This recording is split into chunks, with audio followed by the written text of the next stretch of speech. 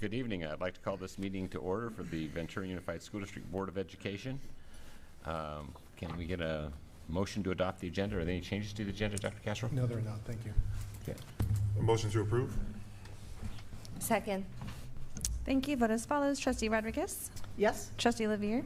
Yes. Trustee Forsythe? Yes. Trustee Peterson? Yes. And Trustee Dannenberg? Yes. Thank you. Motion carries 5-0. And I don't see anybody that we possibly don't have any public comments, so we'll move on to closed session. We'll be retiring to closed session to discuss employee discipline, dismissal, and release. So with that, I will move to closed session. I'll make a motion. Thank you. Second. Thank you. Vote as follows. Trustee Rodriguez? Yes. Trustee Levier? Yes. Trustee Forsythe? Yes. Trustee Peterson? Yes. And Trustee Dannenberg? Yes. Thank you. Motion carries 5-0.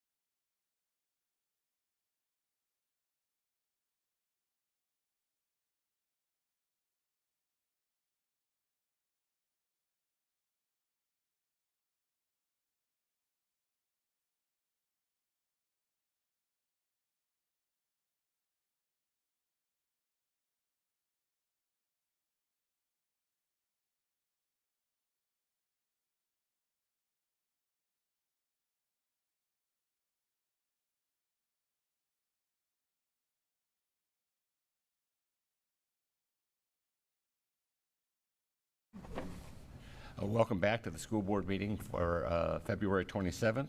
Would you all please rise and join me in the Pledge of Allegiance? Ready? Begin. I pledge allegiance to the flag of the United States of America and to the republic for which it stands, one nation, under God, indivisible, with liberty and justice for all.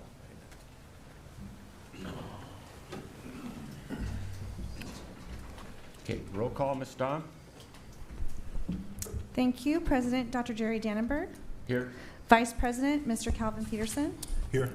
Trustee Mr. James Forsythe. Here. Trustee Mrs. Alicia Levere. Here. Trustee Mrs. Sabrina Rodriguez. Here. Superintendent Dr. Antonio Castro. Here. Student Board Member Sienna Modi. Here.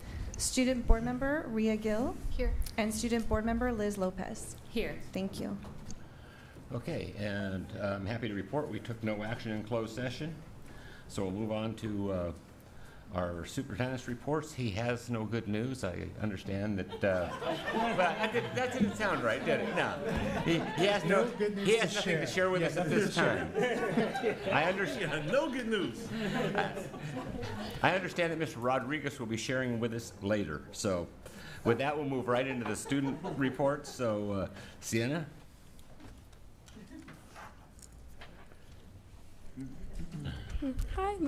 Hi, my name is Sienna Modi. I am a junior and the ASB president at El Camino High School this year. We've had a lot of student achievement in the past month. This February we had 2 more students, Nadia Duncan and Lily Imbler, graduate early, making up a total of 13 early graduates for the class of 2024 so far. Our students have also been achieving success at various contests. We had 2 of our students, sophomore Lizzie Okubo and senior Rachel Alonzo, both placed first at separate Lions Club speakers contests at the club level. Both of them gave speeches on the topic, "For a Better World, What Would You Change?" We also had another student, Joseph Santoli, place 3rd in the 2023 to 2024 Ventura Optimist Club essay contest. So big congratulations to all of these students. For building culture and climate, we've had 2 major events in the past month. First off, we had our halfway quad day on January 26th, which celebrated the halfway mark of the school year, and we had games, music, and various activities. After that, we had our kindness week from February 12th to February 15th, which comprised of a snack booth in the office and daily crafts set out in the quad for students to enjoy. Some of these were a kindness board where students could add positive messages, a friendship bracelet making station, and candygrams on Valentine's Day. Both of these events were great opportunities for students to connect with each other and continue to build culture and climate at El Camino. Upcoming, we have some information nights for middle school students and prospective students. And then as for upcoming events, on the 15th of March, we have our blood drive, which we are busy planning for and promoting. And then on the 21st, we have our highly anticipated casino night, which will have card games and board games and all of that. Thank you.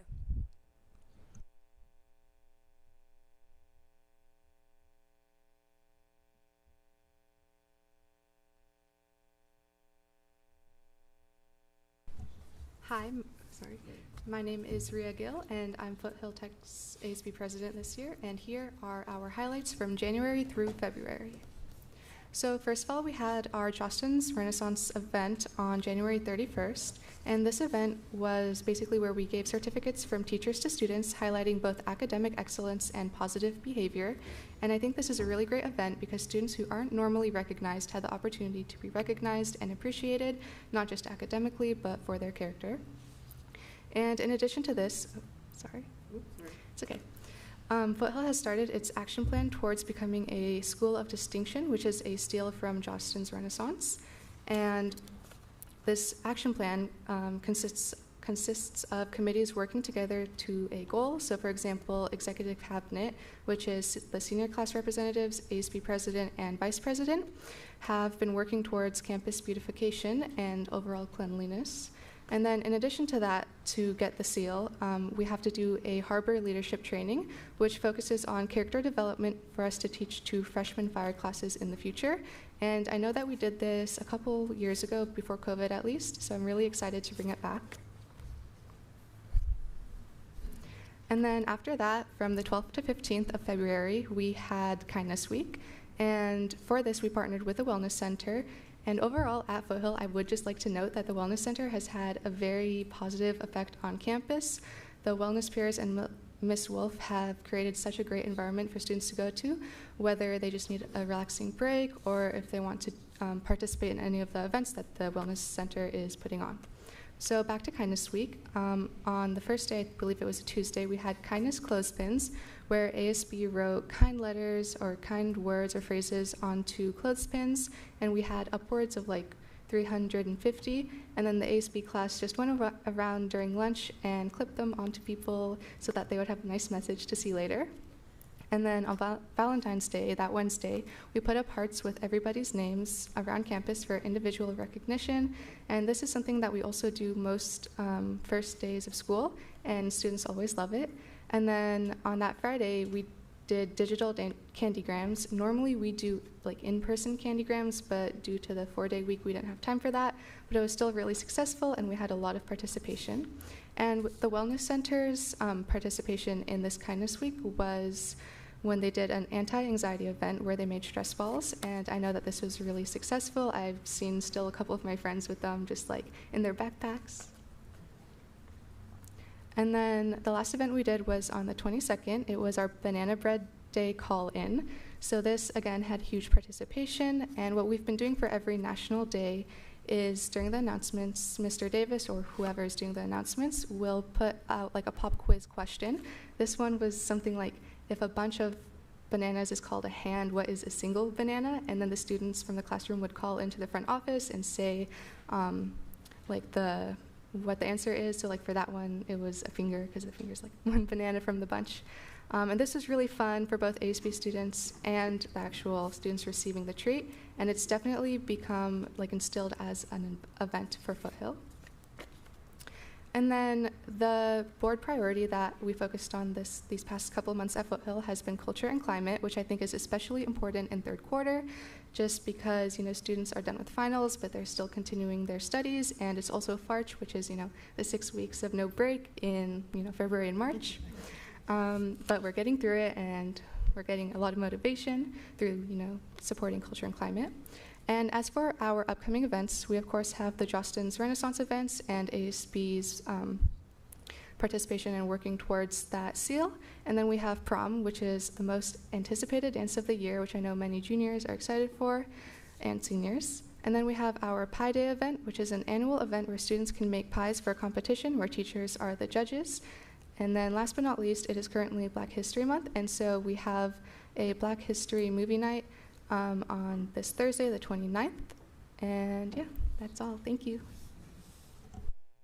Elizabeth. Hi, good evening, Board President Dannenberg, trustees, and also the board members, and Superintendent Dr. Castro. My name is Elizabeth Lopez. I am a student in the front and back medical office here at VACE. I really enjoy coming to school here. I graduate in July, and my teacher is Margie, my principal is Carolyn, and my computer teacher Jim, which I'm really learning a lot. I should have done this after high school, but it's fine. It's never too late.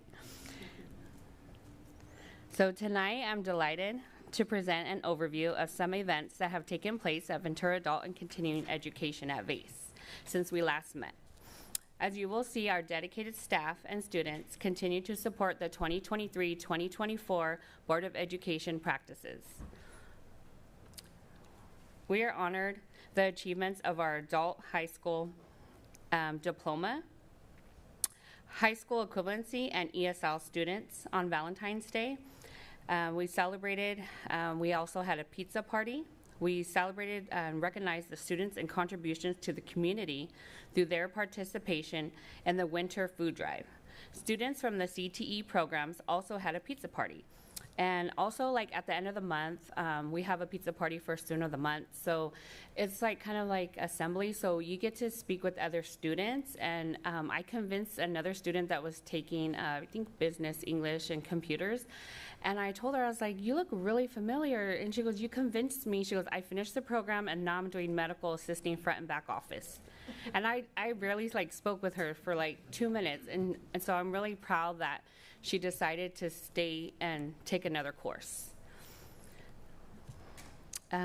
This academic year, we're excited to share that VACE has completed over 80 high school graduates and equivalency graduates so far. Congratulations, graduates. In addition, in multiple levels of ESL classes, which I think I saw her on Facebook and Instagram, VACE also offers citizenship classes twice a year on our main campus. Students complete VACE U.S. citizenship class and pass naturalization interviews and exams to become a U.S. citizen. When Men's Grown arrived in the United States from Cambodia, she did not speak any English at all. She got her driver's license. She speaks and writes English now. She knows how to use a computer, and she is also proud to be a new citizen. We have extended our caregiver program, which is My Heart and Soul with Margie, to include a bridge to medical CTE programs that will serve as more advanced applied medical terminology. Foundation to prepare ESL students to succeed in one of our medical programs. This is our 4th cohort of caregiving completing the caregiver course.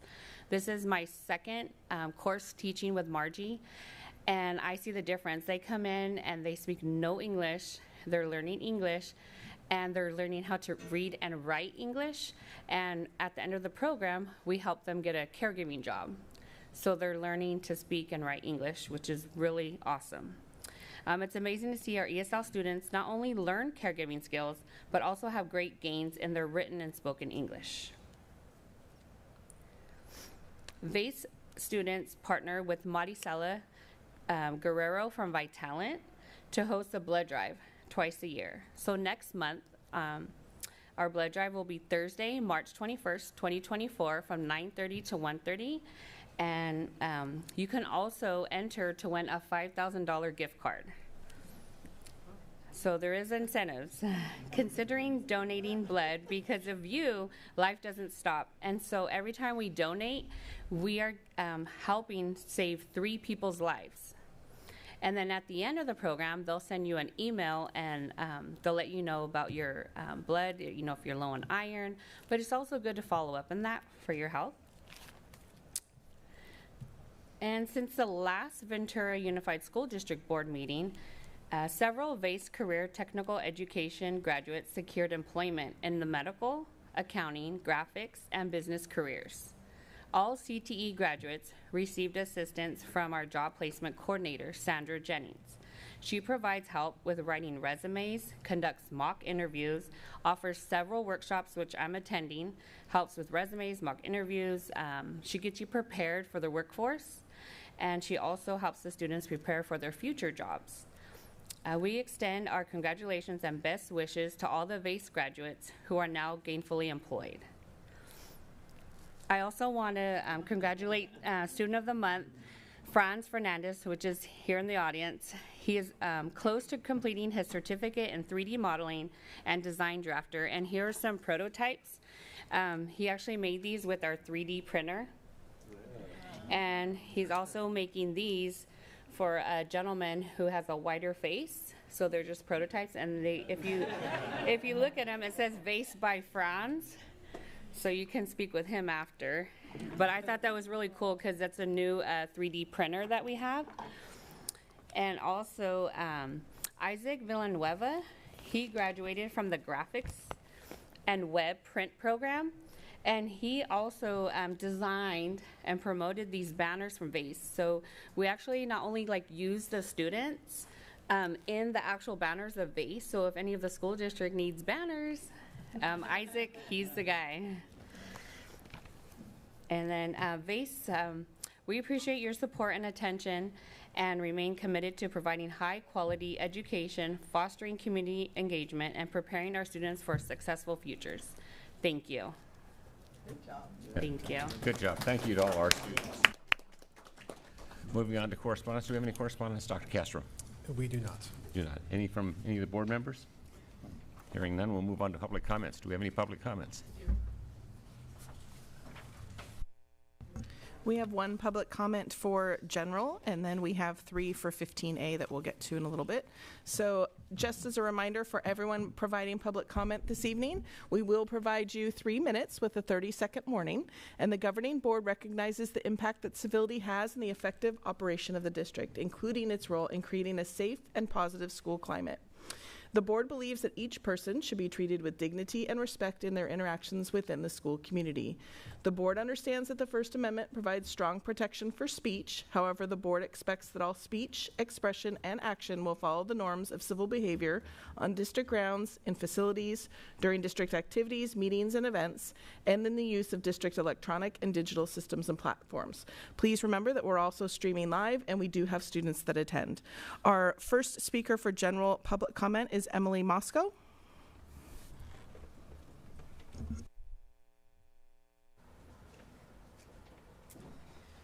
All right. Am I allowed to adjust it? Can you hear me? Okay, you can hear me. All right. Good evening.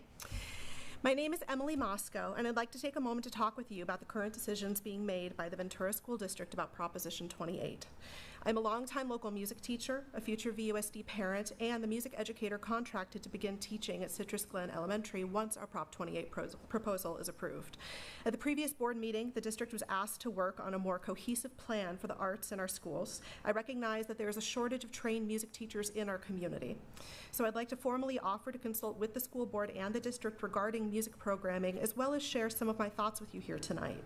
First, I wholeheartedly support all arts education in our schools as outlined in the California State's arts standards, including music, dance, theater, visual arts, and media arts. Proposition 28 is a wonderful opportunity to bring a variety of arts education into the schools, but given my professional expertise, I will be speaking specifically about music. However, I urge the district to consult with subject matter professionals in all these areas to have as much information and guidance as possible moving forward.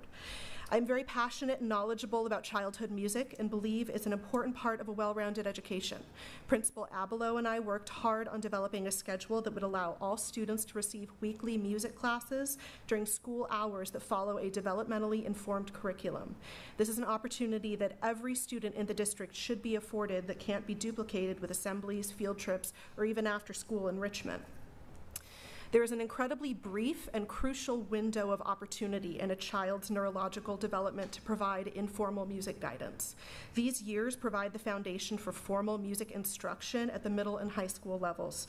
Around the age of 9, myelination occurs and music aptitude stabilizes. If instruction doesn't even start until after this developmental milestone has been reached, musical potential is stunted and achievement can be significantly harder. Our current district music guidelines recommend 4 hours per year at the elementary level. This is far less than what our students deserve. What we need is a comprehensive district-wide music plan spanning TK through 12th grade that is accessible to all students regardless of school site or age. I recognize a program like I'm proposing hasn't been financially feasible until recently. Even now, with the new state funding, designing and implementing this kind of program as well as finding the qualified teachers to deliver it might seem daunting. But I assure you that the effort is well worth it, and I would like to echo my previous offer to consult with the district on this matter. 30 seconds. With the first Prop 28 payments now being issued and arriving at schools, we're witnessing districts across the state plan and launch thoughtfully sequenced arts programming. It's my sincere hope that Ventura can follow in these footsteps. There are state resources available to guide districts in this process, and there are educated community members like myself ready to do what it takes for our kids to receive the education that they deserve and that we voted for. In closing, I want to thank you for your time tonight and the efforts you've put into this matter so far. If you would like to contact me, I'll be leaving my information with Marianne. Thank you. Thank you. At this time, our student board members are welcome to leave. I know you may have studies in that, or you're welcome to stay. Either way, it's up to you. So thank you for being here this evening. Moving on to our action agenda from the superintendent's office, a request for an approval of proposed changes, delineations, additions to board policies, administrative regulations, and exhibits related to human resources and educational services. This is a first read. Dr. Castro? Thank you, Dr. Dannenberg. Although this is a first read and the board can of course take action the first time, we're asking that given that we will be coming forward with these types of opportunities throughout the year, which has been, we're kind of updating our practices and protocols. So what we're going to ask this time, at least for this first iteration, that we give the community a chance to hear today, not necessarily approve today, but bring it back as a second read. But what we'll see in this is an updated policies, updated regulations that come along with that, as well as some exhibits. And we are prepared for any questions that you might have on an array of updated policies. Are there any questions by any board members? I have questions about the policies, but actually, because this is something that we're kind of a practice that we're beginning again, having not done it for, I mean, many years, right? We sort of fell off the wagon on this a long time ago. What I was going to ask my colleagues is, because we divide this up and we have someone who's like appointed to do this, represent us, right, kind of on a monthly or quarterly basis, what would be really helpful to me as a board member is kind of a summary from my colleagues, right? So when I read these, I take copious notes and I kind of highlight like what a paragraph summary of like what the change is, right? So that when I have to explain this to someone else, like what is it? What's the difference? And I intentionally am not asking staff to do that, because I think it's really important that the board be able to articulate the difference from a board perspective, right? Because these are board policies, they're not, right? So like when I look at, and I just pulled this one up as an example, so if I look at 62143 course of study, there's a huge addition for mental health instruction, and we're talking about adding a significant amount of course of study around mental health awareness, which is really different. This is like a whole new course of study that we're talking about adding for our students. And if a parent asks us, we should be able to articulate this, right, to someone who asks us about this board policy. So it would be, I think, a good practice to just have a 3-sentence summary for our colleagues if it's your turn to do this. So I don't know, what do you guys think? What's the feeling of the rest of the board? Like apart from, just change of terminology or errors or corrections, for instance, like website, separating web from website. You're talking about the actual change in the whole policy, just a little short blurb about that, or more of the whole thing? I don't understand. So when it's your turn to read these policies to proof them, you read them for content, right? Like, so you read them for what the change would mean in terms of its implication for policy, but then it would also be your responsibility to summarize what the change would mean for everybody else and give us like Cliff Note versions. Thank you, that's clear. Thank you. What do you guys think? I don't know. Yep. Any other thoughts? Is this something we want to commit ourselves to do? I personally think it'll be helpful. Looking through these is kind of like, well, what was written before? And then it could be kind of taxing. So a little summary would be very helpful. Yeah, I agree. Okay, it looks like we have consensus. We have to read the. I don't know, Calvin, what do you think? Yeah, I'm fine. Fine with it. Okay. Sounds good. And Dr. Dannenberg, we have, given that we started to update policies on a more regular intervals, we have an example, a template from something that we had implemented last year. So although this is board focused, I can bring that back and send that out. So we have at least a template going forward. Okay, so unless there's any urgent need to pass this tonight, Dr. Castro is actually asking us to bring it back a second time. So any problem doing that? Okay, we'll bring it back for a second read. Okay.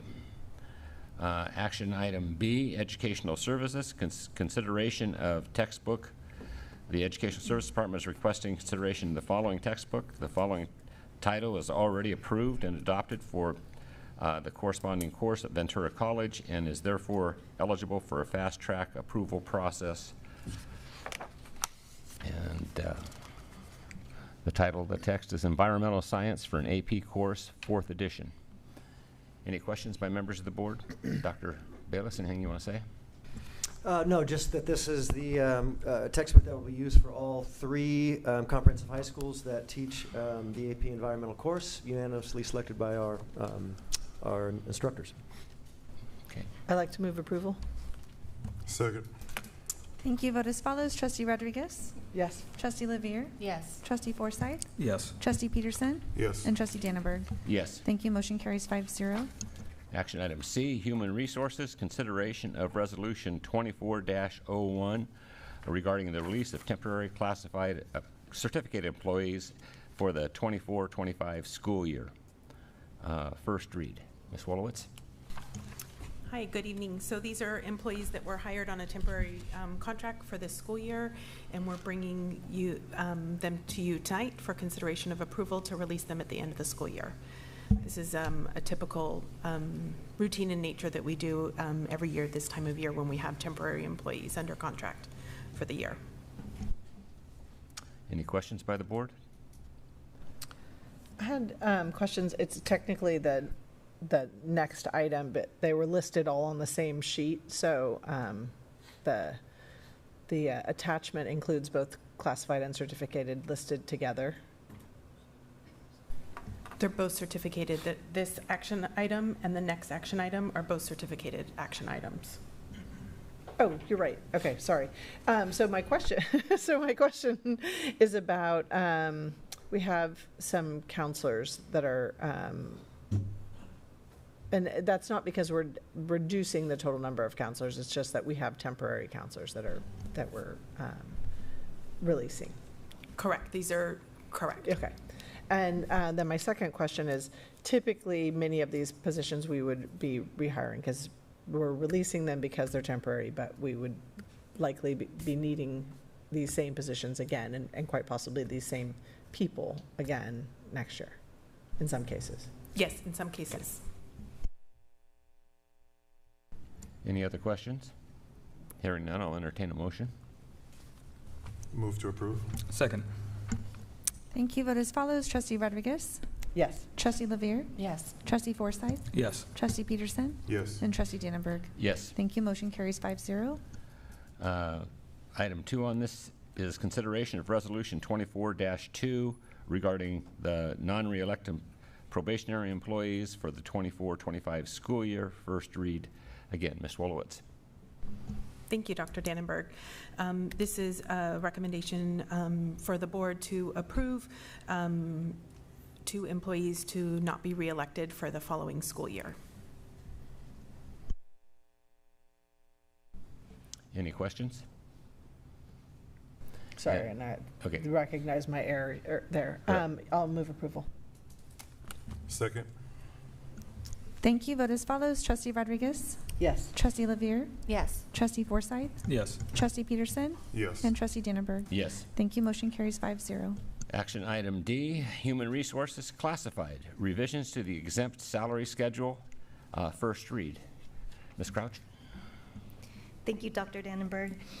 This evening, minor modifications and realignment of wages are proposed to our exempt classified salary schedule, and therefore it is necessary that the exempt salary schedule reflect these changes. It is therefore recommended that the Board of Education adopt the attached changes to the classified exempt hourly salary schedule. Any questions by members of the board? If not, I'll entertain a motion. Move to approve. Second. Oh. Thank you. Vote as follows. Trustee Rodriguez? Yes. Trustee Levier? Yes. Trustee Forsythe? Yes. Trustee Peterson? Yes. And Trustee Dannenberg? Yes. Thank you. Motion carries 5-0. Action item D, Business Services, consideration of Resolution 2403 regarding designating certain products, brands, or services pursuant to Public Education Contract Code 3400 for the district's maintenance operations. First read. Mr. Mirza. Yes, good evening, board members. So this item is brought to you guys to really, our bond team has evaluated the different roofing needs across the district, and this item specifically is in regard to the material roofing, the materials that will be used on the different roofs, and we would like to utilize a California Multiple Award Schedule, the CMAS, to proceed forward with Garland. And that way it would, what the intent behind this is, if we have the materials utilizing one company, it would standardize the roofing across the district. And so setting up the district for, the job still has to be bid out. So who's going to do the install, that will still have to be bid out. Utilizing this vendor through the CMAS contract would allow, for one, we know that this has already been, this contractor has already been vetted out through the federal system.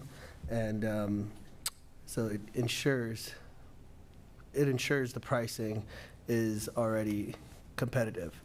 And so with that, we also have our last setting here with our bond manager, Adam Detter. So while we could pick his brain on the process, I would like him to probably come up and talk about the process. We are, yeah. I know you thought you were done with me, but I squeezed in one more board meeting. So, but yeah, like Mr. Mirza said, this allows us to, this sets a district standard across the district, knowing that throughout the Measure E bond, we are going to touch every single campus and most roofs on every single campus. So this allows, in the event of any board turnover, any staff turnover, there is a district standard for roofing going forward. The CMAS allows us to purchase the materials directly from Garland without paying a markup from any contractor or any third party. Allows us to buy it ahead of time, so it's here. We've talked about putting it actually out here. That way, everything is checked out for those job site, for those particular jobs.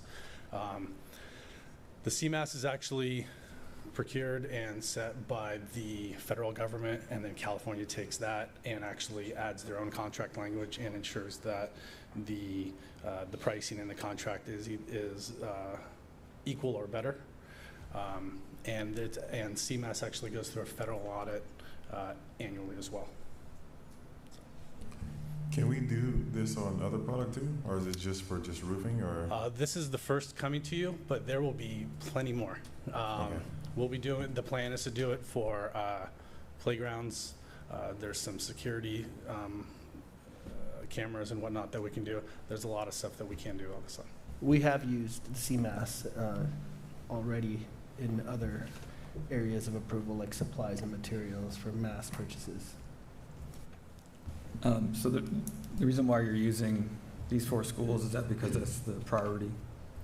Right. Correct. Talking Okay. to facilities, these are the worst 4 of the worst, but you know, again, when we did a roofing analysis across the district, we will be touching every campus.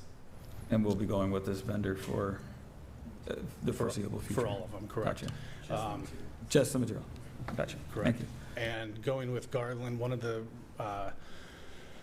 deciding factors going with Garland is the local rep actually lives in Camarillo. So any warranty calls after the bond's gone, all of that, the facilities team has one point of contact for any roofing issues for the next 15 to 30 years, depending on the type of roofing. If we're doing a restoration, it's 15 years.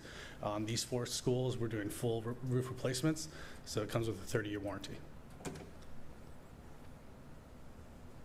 You said you're going to be storing those materials here? Potentially. Okay, I mean, my concern would be security of them, to make sure that they don't disappear on us. So We've talked about storing them here, potentially getting a couple containers from Porter Store or somebody like that, so they are secure. Thank you. Mm-hmm. Any other questions by board members? Yeah, I had that. Somebody's unmuted. I had that same question about security and also the freight charges, because I mean they're charging us like $30,000 per order for freight. Yeah. Is there, since we're ordering so much, is there a way to get a discount on those? Potentially. It'll depend on, it could be like a summer by summer thing. Right now we're only doing the 4. Potentially the following summer we could do, double that. A lot of it'll depend on how early we're able to do it. Right now we're already, frankly, we're pushing the envelope in terms of getting it ready for this summer. So it's going to be kind of a rush. Next summer we could definitely do probably 6 to 8 roofs. And so then in turn we would be asking for freight, especially if we're able to place the orders in November, December, or something like that. But it is quite a bit of product, I will say. For instance, so for say Elmhurst, we're probably gonna get in 10 or 12 pallets of roofing material, various materials, and then obviously the bigger the school, the more material.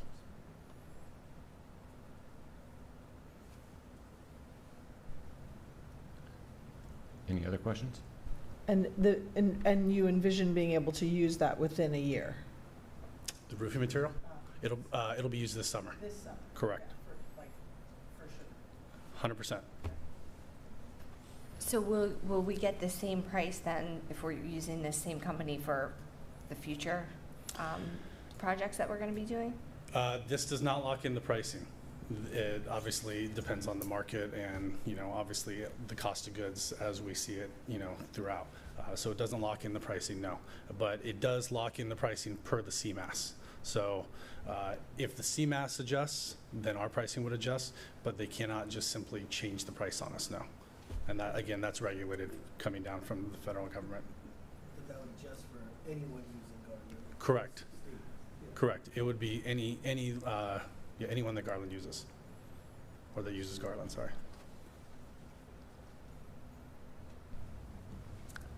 Any other questions? Hearing none, I will entertain a motion. Move to approve. Second. Thank you. Vote as follows. Trustee Rodriguez? Yes. Trustee Levier? Yes. Trustee Forsythe? Yes. Trustee Peterson? Yes. And Trustee Dannenberg? Yes. Thank you. Motion carries 5-0. Thank you very much. Thank you. See you And later. Good luck to you. Thank you. We'll miss you. Appreciate it. Okay.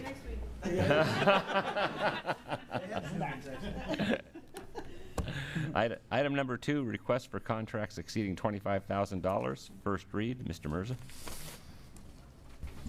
Yes, you have in front of you really only 2 items on there, and the SRO contract is for this fiscal year. The original MOU was approved on September 13, 2021. There was 4 additional extension periods, and every year our practice has been to bring this to the board, the extension, and so this was late. And so we apologize that it wasn't brought to you guys sooner, but the intention is when it comes up for renewal again next year, it will be brought to you at the beginning of the fiscal year. Thank you. I just want to acknowledge that because I did ask about that, and I do think it's important for the community to know that transparency is important for us. And I think it's a great opportunity for us to highlight the fact that we have a great program of SROs. Our SROs are fantastic. We have 3 amazing men who are really great role models who serve on our campuses and who I think have a tremendous amount of community support.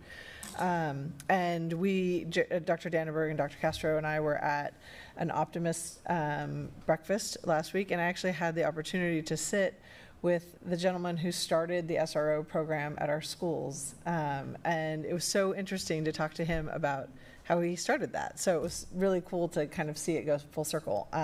So thank you for highlighting this. I think it's a really good example of a partnership with our city, and I am, with that, unless there's questions, I'm happy to make the motion to. Well, I don't have a question, but I have a comment, and it's just it's sort of a pet peeve of mine in that I think it's very important for the public to know we pay for these services. These aren't given to us by the city. There's no place else in the city I know where they charge people for services from our police department. And my point of view is our students are citizens too, and I really think there ought to be a huge break in price from the city, or there ought to be something, in my opinion. I know it's not going to happen. I fully support the guys we have. I think they're a great program, but I'm just saying that I think this is an obligation the city should be burdening part of the cost of. So with that, I'll entertain a motion. I actually think we do cost share this. You should look at. We'll take a look and get back to you to find out what that looks like. Okay. Yeah, because my understanding is we do cost share the SROs, but I think we Yeah, it is. I mean, policemen are expensive. Just Dr. Castro, as a council member, can attest they are very expensive. But yes, anyway, my motion stands. Second. Thank you. Vote as follows. Trustee Rodriguez? Yes. Trustee Levier? Yes. Trustee Forsythe? Yes. Trustee Peterson? Yes. And Trustee Dannenberg? Yes. Thank you. Motion carries 5-0. Okay, now we'll be moving on to our conference agenda, and I understand we have three public comments for our first one, which is Project Labor Agreement, Community Workforce Agreement, CWA Ad Hoc Committee. Before we do the talking or the public comments, do you want to make a presentation, Dr. Castro? Yes, Dr. Dannenberg, brief presentation just for the board's remembrance and also for the community. We have one ad hoc committee, so that is our district's surplus property committee. The ad hoc committee, as opposed to standing committees, are a little bit different in that we are requesting two individuals from the board, only two. These individuals provide an advisory-only role in working with myself and staff, and this is not a decision-making body. So I just want to make sure that the board understands that, which of course we do, that the community understands that, and then also for anyone watching or anyone here, similar to the direction that the board gave staff the last time, this is also a conference item. The board is not taking any action on the PLA CWA. For everyone to remember, staff was given direction to re-engage in the negotiation process with our labor agreement partners potentially. And so again, this is just an ad hoc committee for that purpose. Based on your previous direction, it is advisory only, not a decision-making body. It is not a standing committee. And so I would request two members, potentially given the nature of this, that either one of those members be the president or vice president and one other member, but that's my recommendation. And of course, we'll take the board's direction. Thank you. Okay, now I guess we'll have our public comments, please. Great, thank you. Please remember the civility comment that I had made earlier.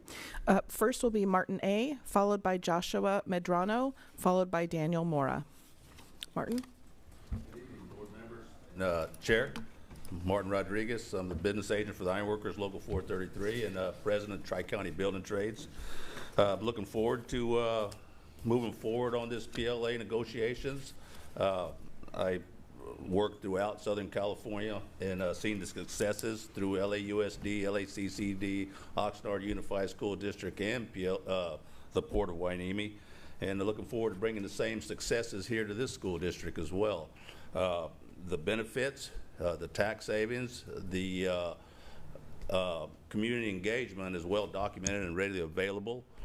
We have most of this online, can be reached through Joshua or myself, and I just think it's a good thing, and looking forward to working with the school district. And thank you for all you do. All my kids went to all the school districts here in Foothill, and I think you guys do a great job. And hey, let's move forward. Thank you. Next up, Joshua Medrano, followed by Daniel Mora. Good evening, board. I assure you I come in peace. My name is Joshua Medrano. I am the Executive Secretary Treasurer of the Tri-Counties Building and Construction Trades Council. And just here to echo what my brother Martin had just brought up, this is a good thing. It's a step in the right direction, and we're here to help however we can. If there's any needed information that may add some clarity, if there's any time that we need to take out of our day to answer those questions and get with you, we're here in a servitude posture. We're here to serve our community. That's what we're here for. We appreciate the fact that this ad hoc committee, although it may seem like it's out of the ordinary, completely understand it allows for transparency. It allows to see the actual process and to be able to add clarity that we are not the big bad wolf in the room, that we are actually here to help however we can. So we encourage you to move forward. And again, if we can be of any service, we're here to help. Appreciate your time. And Daniel Mora. Hi, Daniel Mora, Labor's Local 585. First, just want to thank everybody for moving forward with the negotiation. We're looking forward to working with the building trades, working with you in whatever way we can. The only concern I would just want to make sure that this does move forward. If the ad hoc committee helps speed things up, that's great. We just want to make sure, I think everybody's feeling a little bit of pressure from, we've been trying to get this done since last summer. So as long as it doesn't add an additional step as far as the laborers are concerned, we'd be happy to help with everything to make sure this is as speedy as possible and make sure that we have local workers get to work on this. So thank you. Thank you all for your comments and your support. We appreciate that. With that, I would be happy to serve on that as Dr. Castro suggested, so I'm looking for another board member to serve with me. Well, before we do that, should we do board questions? I have a couple questions. I guess my first question is, is an ad hoc committee typically done? I know Santa Barbara did one, Santa Barbara City. And typically, how does that reflect on our timeline? Because we just had a presentation about roofs, right? That needs to be done now. And with the board direction to go with this contract, I want to make sure that we're not just jamming right up to the deadline. We're actually being thoughtful and intentional. Thank you very much. I think the root of the question is, will the ad hoc committee expedite the potential recommendations that staff makes to the board? And the answer is yes. So the intention of the ad hoc committee is to be able to codify direction from the board that staff believes that we've received, make sure that we are hearing voices from board members during that process. So that way, as we progress through the negotiations process itself, that it's close to the expectations that have been articulated from the board. Any other questions by board members before we? Okay, do we have another volunteer or somebody want to nominate one of their colleagues? Yeah, I volunteer. I mean, I have maybe one or two committee assignments. I have to go. I have to do the Roman. I am here to speak. I don't have many committee assignments, and I think I need to pull my weight. So yes, I'll definitely do that. Okay, are there any objections to Mr. Forsythe and myself serving as the ad hoc committee? I think it's great. Okay, thank you very much. Thank you very much. Okay, moving on to conference item B, our LCAP report. Dr. Bayless.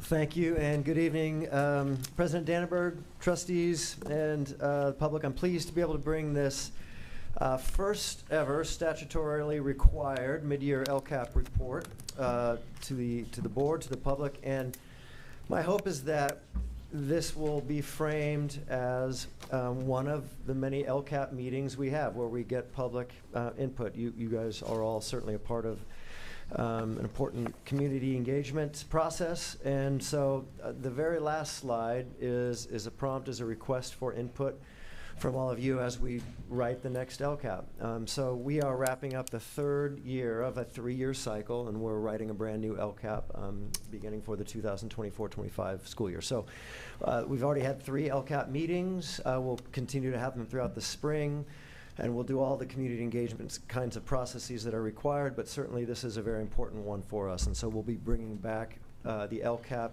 in its draft form to you in June, and then for action in later June. But again, this is a key point of feedback for all of you to take the opportunity. So, off we go. This slide, and I left it branded, coming from the Ventura County Office of Education. It's just a refresher for those people who are new to the LCAP, the Local Control Accountability Plan, and its requirements. Meaningful engagement with educational partners, of course, and that's one thing that I emphasize here tonight. It's a comprehensive strategic plan, and it's about accountability and compliance as well. and just the general structure of it, we have 3 primary goals, and we have actions and services within each of those goals. So my intention tonight is to, excuse me, is to provide as much mid-year data as I can and give you a sense of where we're at in preparation for closing out the year at in June and submitting the new LCAP to you for approval. Okay, next slide. And then again, this is the last of the branded slides from VCOE. Just again outlining this is a new state-wide process for providing a mid-year update to all of you and providing that data, and again, a key point in the process for gaining your input. Okay, here we go. Next slide. Thank you, Marianne. This is the budget overview for parents, and it is required to be shown, and it's provided in the LCAP.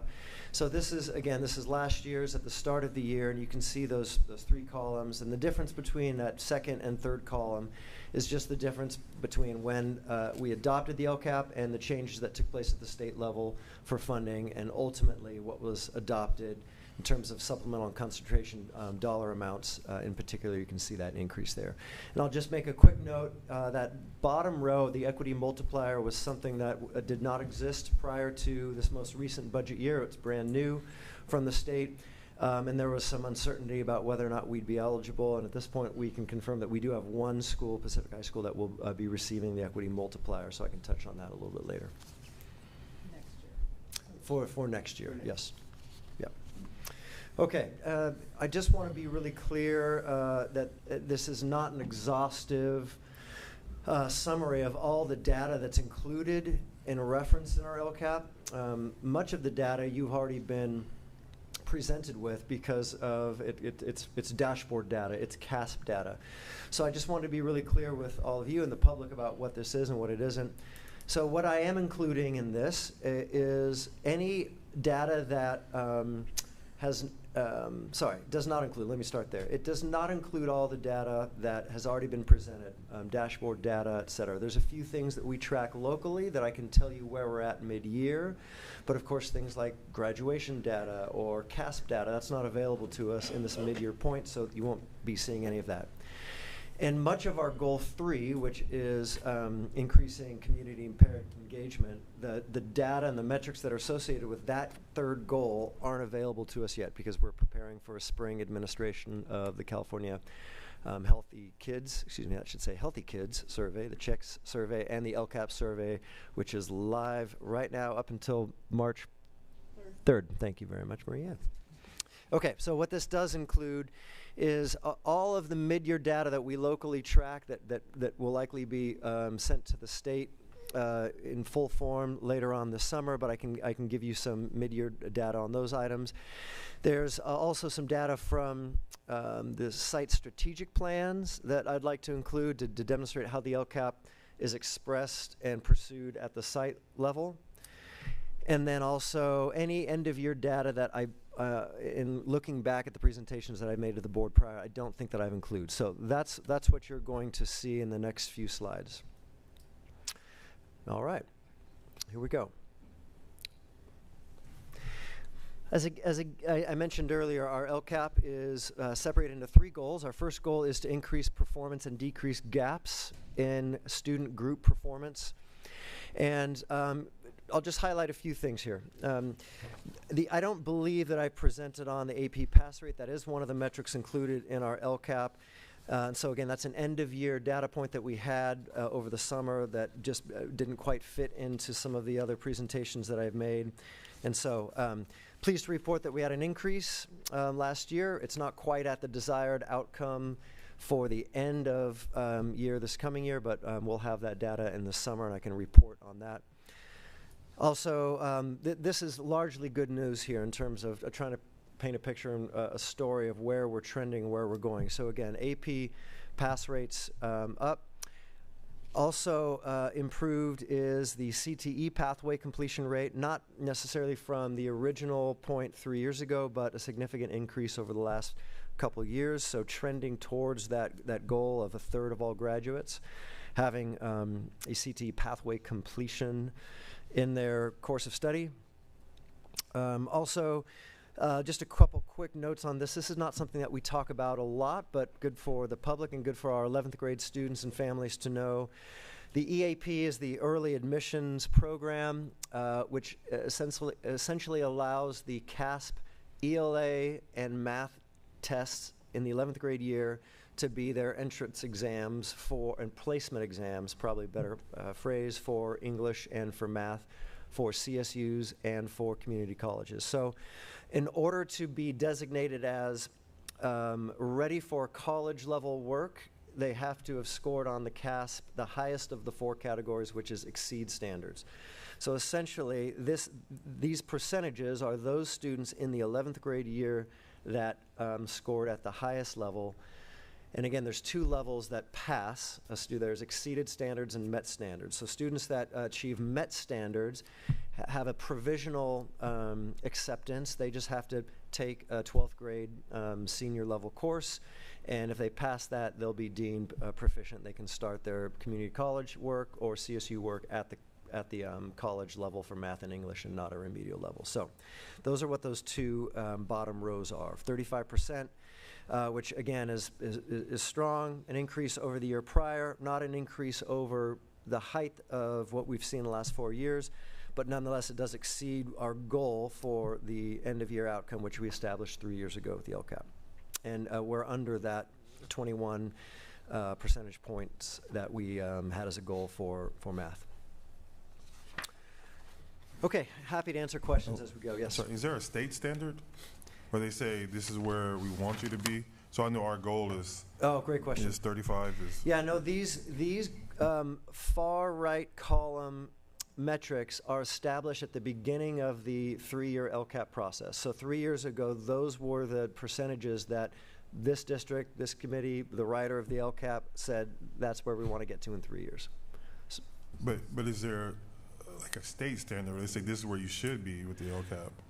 Oh, I think this, well, I've never seen a state standard other than to say we want all of our students meeting or exceeding math and English grade level work.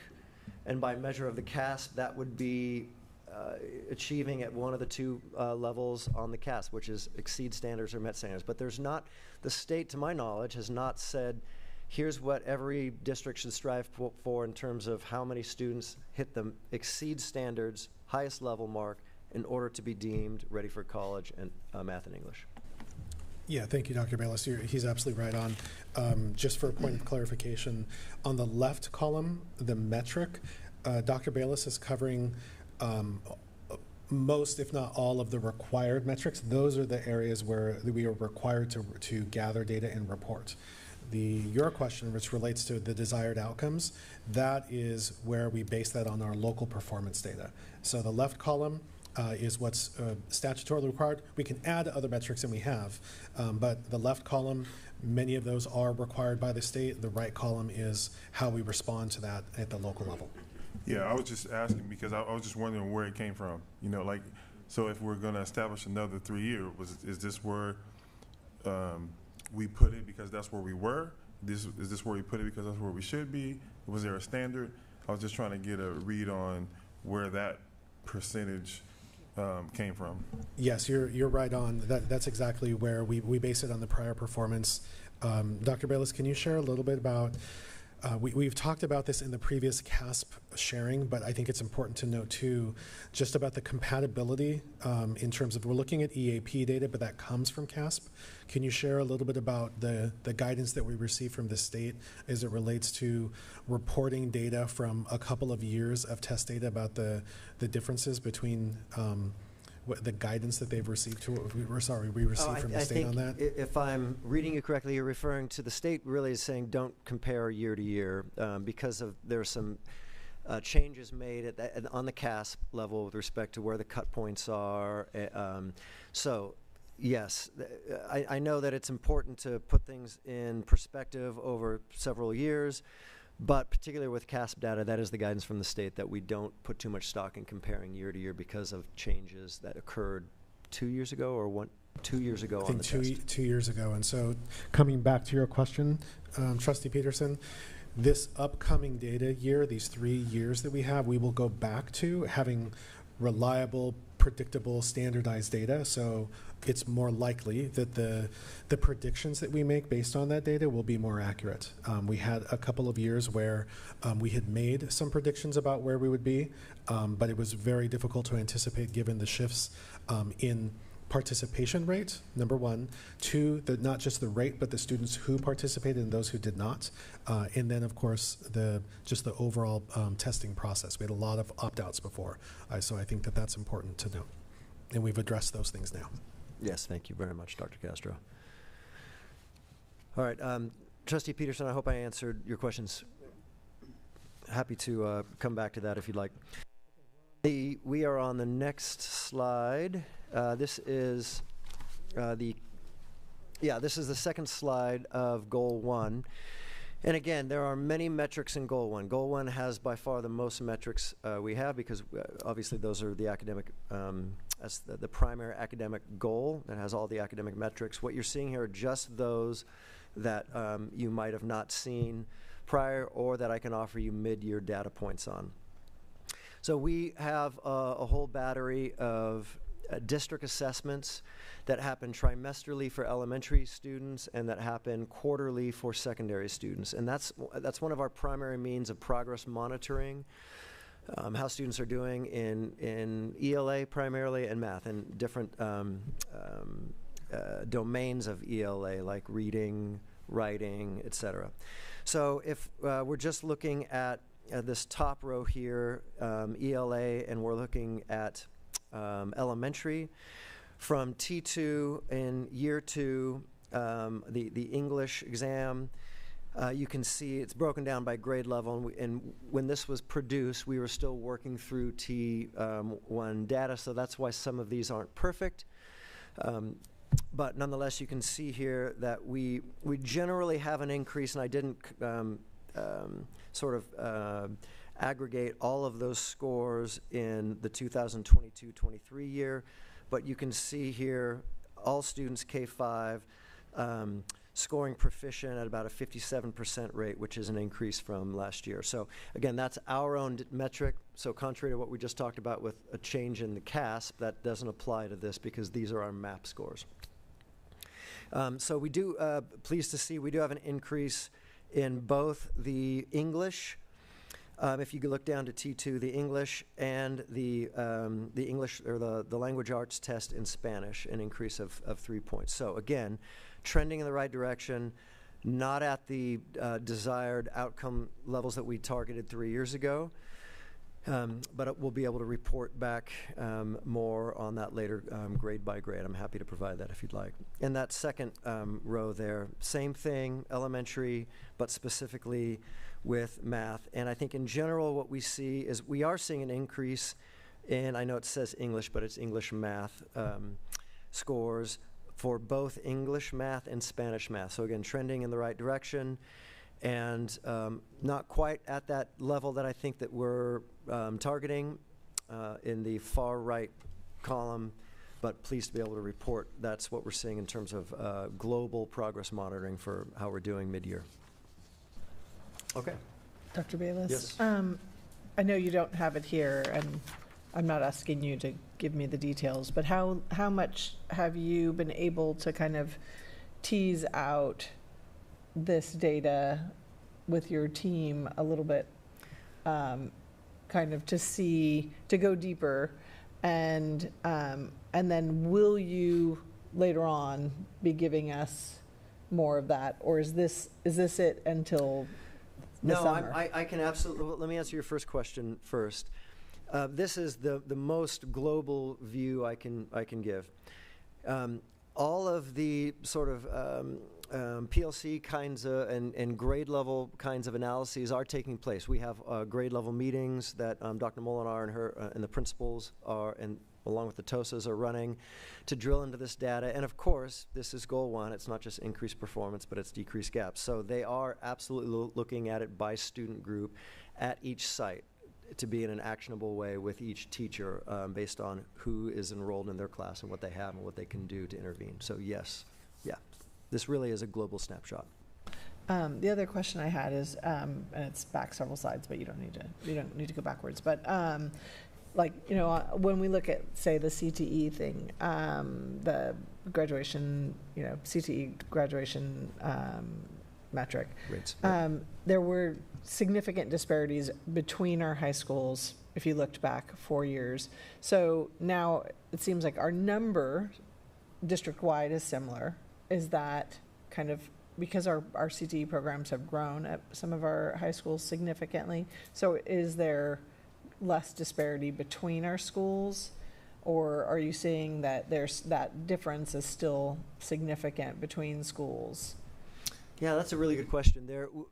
Of our comprehensive schools and our continuation school that has CTE pathways, I'd say that my recollection is there's absolutely a decrease in disparity, but some disparity still exists because there are just at the bigger comprehensives there are more CTE pathways, and so there are more opportunities for choice. So at the smaller comprehensive Foothill and at continuation school, there are wonderful selections, but there aren't as many of the electives that are CTE pathwayed. So I think that there are definite decreases in disparity between sites. We're also looking at decreases, and I did present a little bit on this. It was on one of 100 slides back in the fall.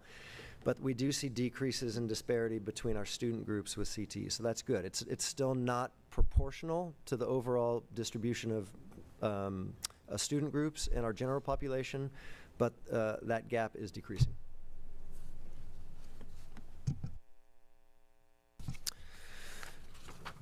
Okay, where are we at? We're moving up through middle school. This is similar here.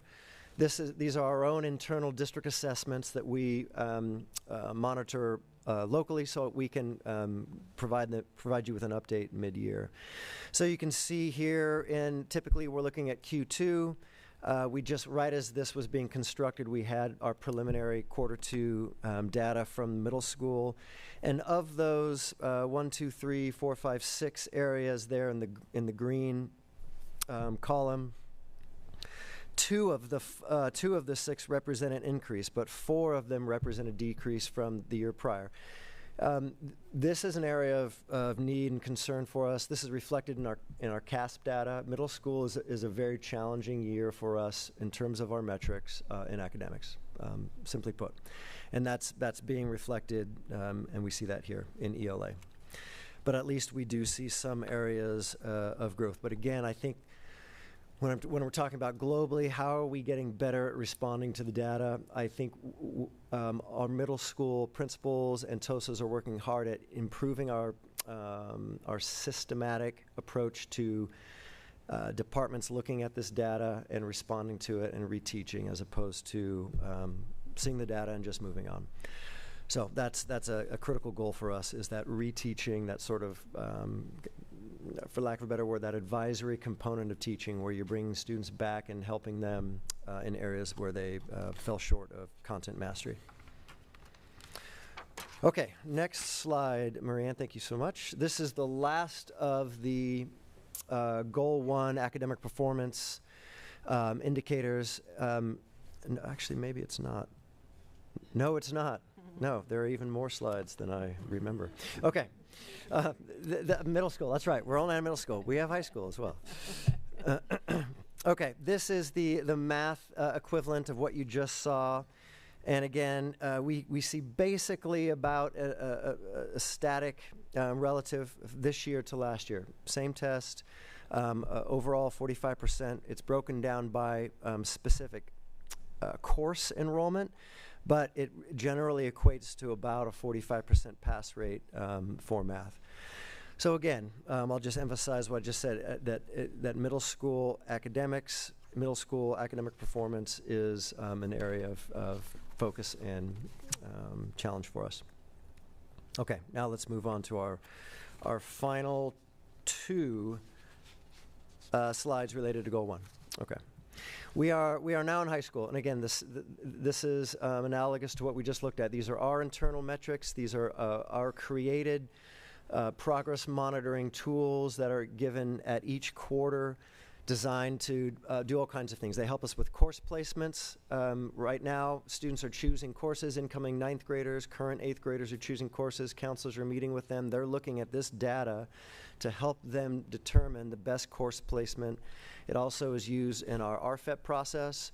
It's used in our special education, in individualized planning.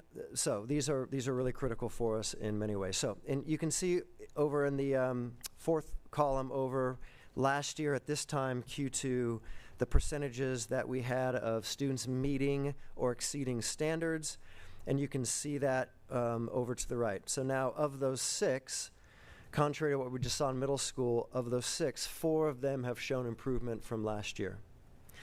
And if we're looking at all students sort of clumped in with Q2 of those 2 domains, reading and writing, we're generally seeing a pretty significant increase in writing, a little less so than, not a little less so, frankly, about half of where we want to be based on the far right column. So some good news there, a little more good news in elementary and in high school in terms of where we're at mid-year relative to where we want to be compared to middle school. But that's the overall narrative and story with Goal 1. So maybe I'll pause there just to see if there are any questions before we go on to Goal 2. Questions? No? Okay. More slides. More slides. All right. Goal 2 is safe and secure environment for all students and staff. Pleased to be able to report some really good news here mid-semester. Our ADA, our attendance is up relative to last year. Certainly hasn't climbed all the way back up to our a height of that 95%, but a pretty significant increase mid-year this year relative to end of year last year. Not mid-year last year, but end of year. Obviously, it's still a little bit shy of where we want to be. Students in school affect performance, affect all kinds of things, so that's a really critical metric for us. And another sort of mid-year point, we upload our suspension data at the end of the year. That end-of-year suspension data gets constructed to a metric on the dashboard. So it's always really important for us to see where we're headed towards that key dashboard metric, and pleased to be able to show you that we're about half of where we were. And again, it doesn't mean that, well, we're halfway during the year so that, well, we can expect to be exactly where we were, because again, this is percentage of students. So if you have students that are repeat suspenders, repeat getting suspended, that's not an additional add in the metric. This is just percentage of overall students. Okay. And then finally, that last one here, pleased to be able to say there's been no expulsions this year. Last year we had 2. It translates into a 0% because it's a decimal, but that's what it says on the dashboard. But nonetheless, even though we're at 0 again, we have fewer expulsions this year. So I think good news on that Goal 2 front for us mid-year. Okay, not a lot to talk about on Goal 3. I just put it up here just to remind us that we do have a Goal 3. I just don't have any metrics to report other than to take this opportunity to make sure that everyone out there has filled out their LCAP survey. Staff, students, board members, students, really appreciate that data. And again, you can see part of our metrics are the number of responses we get, because that's a metric for how engaged we are with our community, and making sure that we're getting representation in those numbers as well for our student groups. Okay. Okay, on to some of the, yes, thank you. I was just curious if because we're a new cycle for this LCAP, if we're kind of rethinking any of our engagement strategies. It seems like we're hitting some email and newsletter fatigue. I don't know, is that a term? But it just seems like, you know, we see that parent engagement via those kind of things that we were getting responses from 4 years ago is diminishing, right?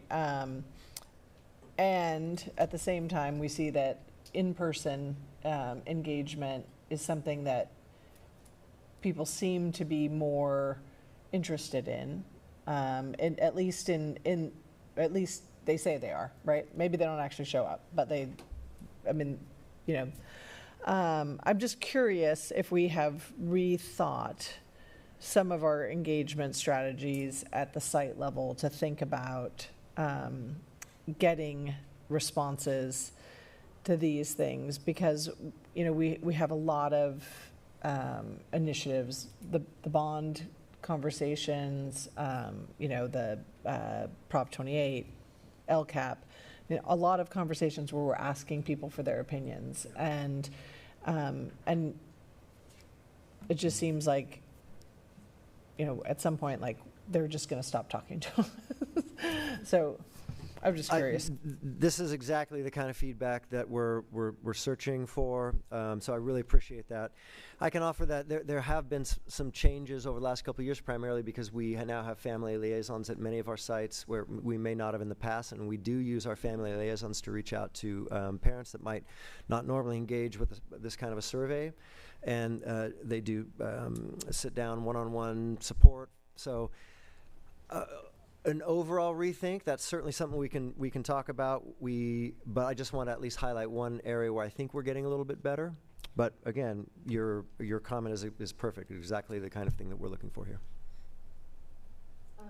I have heard from other districts, like, I know we used to do morning and afternoon and evening LCAP meetings. We only do, I think, evening now, or at least Yeah. I don't get the email invites for daytime ones anymore.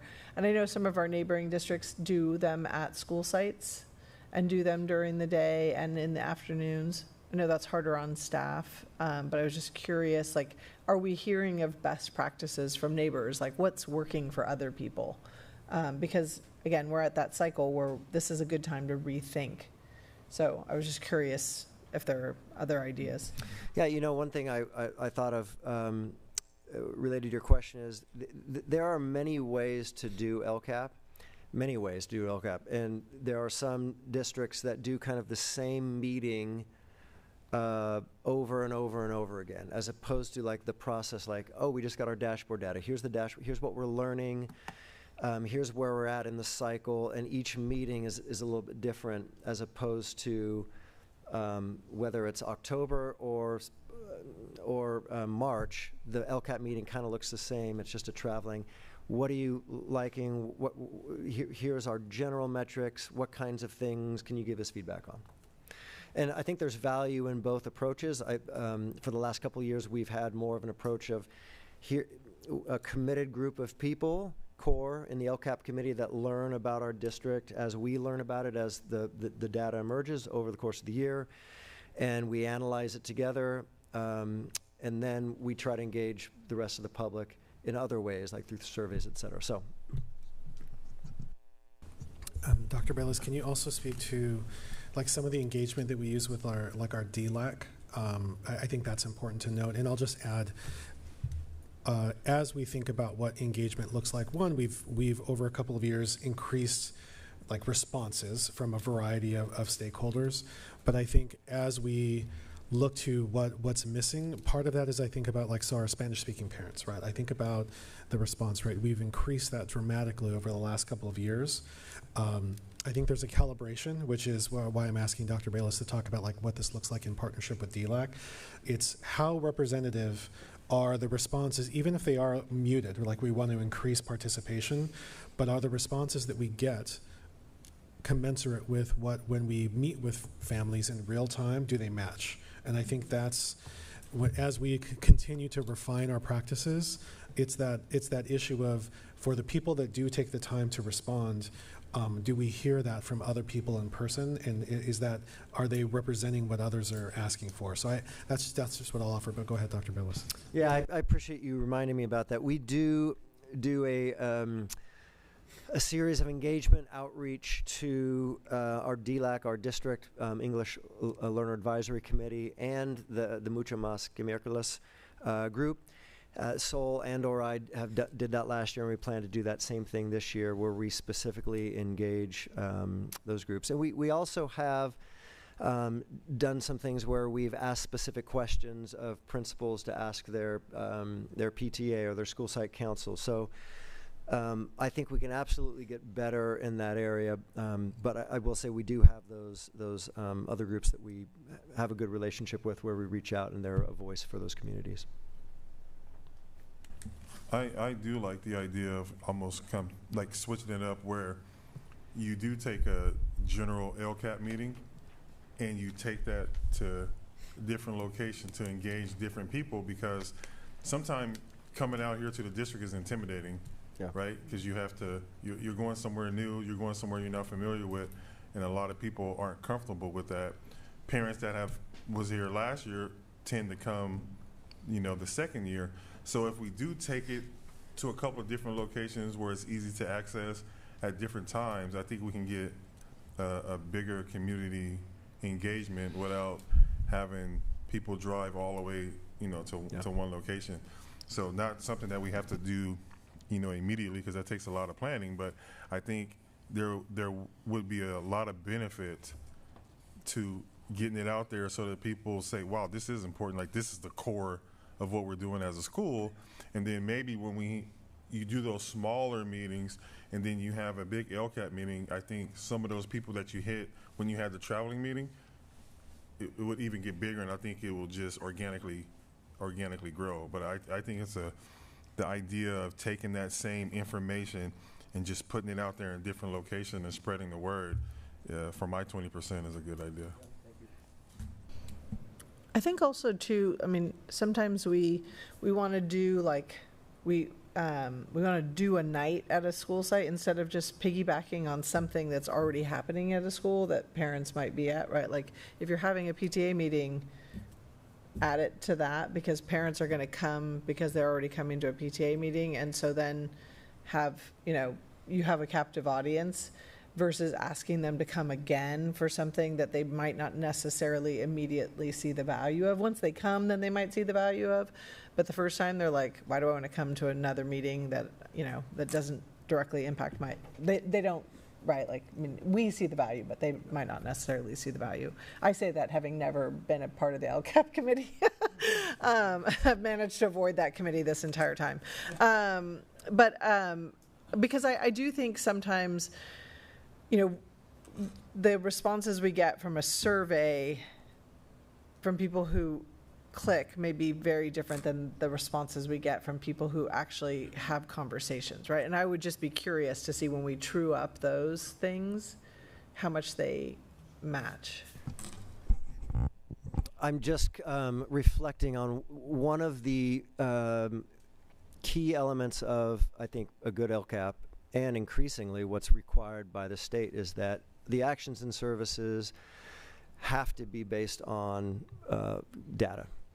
And data can be hard. And so that can be a challenging, quick drop-in meeting. Hey, review all this data, and so help us decide on a way forward. And that's one of the reasons why I've trended in the last couple years towards really allowing people to think along with us and dive into the data, so that the responses and input that we get are going to be able to be reflected in the LCAP. Because if people just come with the things that they really care about, but it's not necessarily connected to a student group that we're responsible to serve through differentiated assistance, if it's not based on supplemental and concentration dollars coming from unduplicated students serving specific, then it gives the impression that we're not listening. They said what they wanted us to do, but we didn't do it because we can't do it because it's not tied to our goals and our student group. So that's just one of the challenges I've reflected on in terms of how to design an LCAP. Okay. Ready for more slides? Okay. All right, here we go. Again, I don't Wait, ever Dr. want Bayless, to... Sure. I think what I said didn't come off the way I meant it to come off. When I'm saying going out to the school sites, I mean, when I'm saying take the same LCAP, I mean going to the sites to let them know what it is and what we're doing and how they can come here. You know what I mean? So not taking the LCAP and like getting all responses at 15 different schools, but I think the outreach portion of it to go when we're saying tie with another meeting is, do you know how important this is? This is what this is, and we're having it on this night, almost like an advertisement in those meetings, so that we later on can get them to come here, but we do the same pitch. We take that same pitch and put it out there so that more people get interested in it, is what I was saying. So it might not have came off the way I was intending to come off.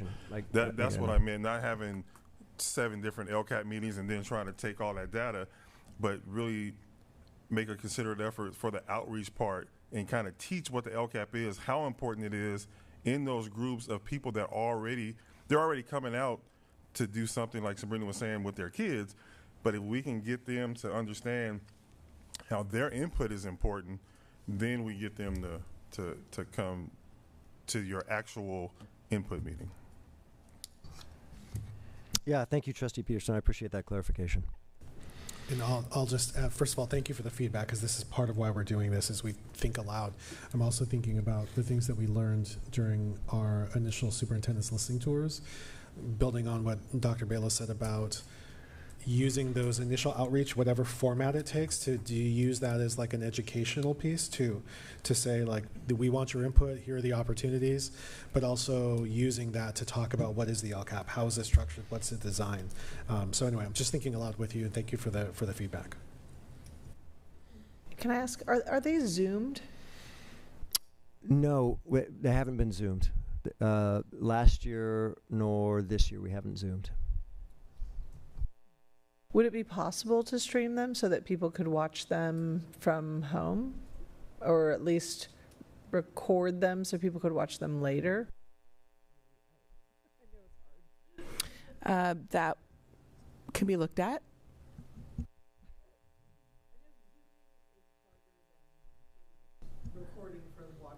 Recording and live streaming does take more staff, so we would just need to figure out what the best platform would be for something like that.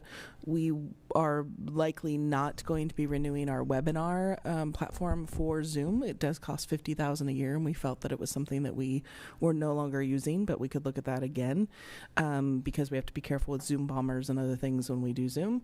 But Dr. Bayless and I can talk about potential for the future.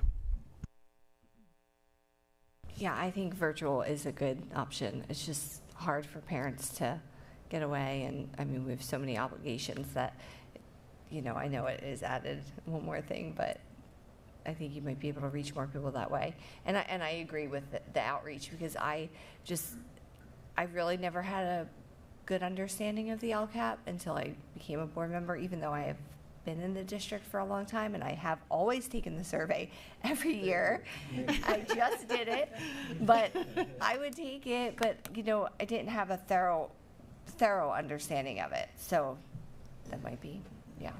Well, it's the same way for me, is the reason why I said the outreach, because before I got involved, I think with PAC, and I had Carson has been, you know, for several years, that I didn't hear about the LCAP. I didn't know it was important. I didn't know, you know, what it did. So I think just the education part and that outreach part, kind of almost like advertising, will help a lot of parents understand that this is an important thing. Just on the note of the Zoom or live stream also, I think it would just have to be a meeting that's only Zoomed, an additional meeting that's only Zoomed, given that this is the only room that is clear for sound, etc. If we add Zoom to this, there's a whole other component that we would have to purchase and implement. If we were to live stream, this would be the only room that you would have sound in, so that would be something else. So it may be something that if we Zoom it and we record it, it's literally just that particular meeting's only on Zoom. Yeah, I was going to say, like, a hybrid would be fantastic, but it sounds like it's not very feasible. So at that point, would it be either one or the other, right? Or would we have to do 2 meetings? Well, we have multiple LCAP meetings throughout the year, so we probably have about 5 per year. So we could easily incorporate 1 or more of those as a Zoom. And I'm just reflecting more on the comments about outreach, and I'm thinking about how much I enjoy sitting and watching like back to school nights. Maybe I have to get up and say a few things at the microphone at all the back to school nights to start recruiting. Yeah. Slides are welcome most every place I go. But I'm also thinking, like, if you did a webinar kind of, or like a Zoom of, explaining what the LCAP is, and then at the end had a link for people to do the survey, right? Then people from the comfort of their own home can listen to a half-an-hour description of kind of this type of thing, and then immediately click on a link to do the survey. I mean, maybe only 10 people will do it, but at least we're given, we're given more. I would love to see one of those go head-to-head, do a 30-minute Zoom doing that, and then let my students do a 30-second video and see which one gets more people to go to the survey. And I think that's exactly it, though, right? Like, we have to reimagine this, because we're not getting the engagement that I think we really want, right? Like, we want people to be thinking big thoughts about this. Like, we want big ideas around the LCAP. We want people to think, what is it we really should be doing? How can we be addressing these big, tough issues for our district? Where should these dollars go to best maximize outcomes for kids? And if it takes a 10-second TikTok, great. I don't care. Like, whatever is going to make people. And just so you Greg Bayless on TikTok. We're not doing anything on TikTok, however. Somebody cooler and just so that you know, we have gone beyond our marketing than we normally do. I was outside the other day and my neighbor's like, hey, I just heard your ad on Pandora. So we are doing more marketing than we have in the past, so I don't want you thinking that all we've done is the parent squares and the newsletters. We have Pandora, Spotify, VC Reporter, eBlasts, digital media, etc. So along with the enrollment marketing I've been doing, I've also been doing the LCAP marketing, so we have been engaging that way differently with our community over the last few years, as well as Spanish radio and Spanish newspaper. So you're saying we were not going to see Dr. Castro do TikTok dance anytime soon? No. Not happening. But what I will add too is I think regardless of whether or not we end up needing the webinar format, just looking back a couple of years, there was a real big Zoom fatigue, especially with the LCAP committee. So we intentionally, based on that feedback, again from a couple of years ago, moved away from that. Everyone was looking forward to being in person. In fact, what's transpired over the years is that we have more people participating in person than we did on Zoom. But I do think as we pilot the where and the when and under what conditions, like that's going to be good. So we can try an array of these things and see what sticks. Yeah. I guess the question I would have for you is, are there any other districts that are having great success getting this type of input? I mean, I think this is probably a universal problem. It's a challenge everywhere. So a lot of it is about finding the right fit with the community.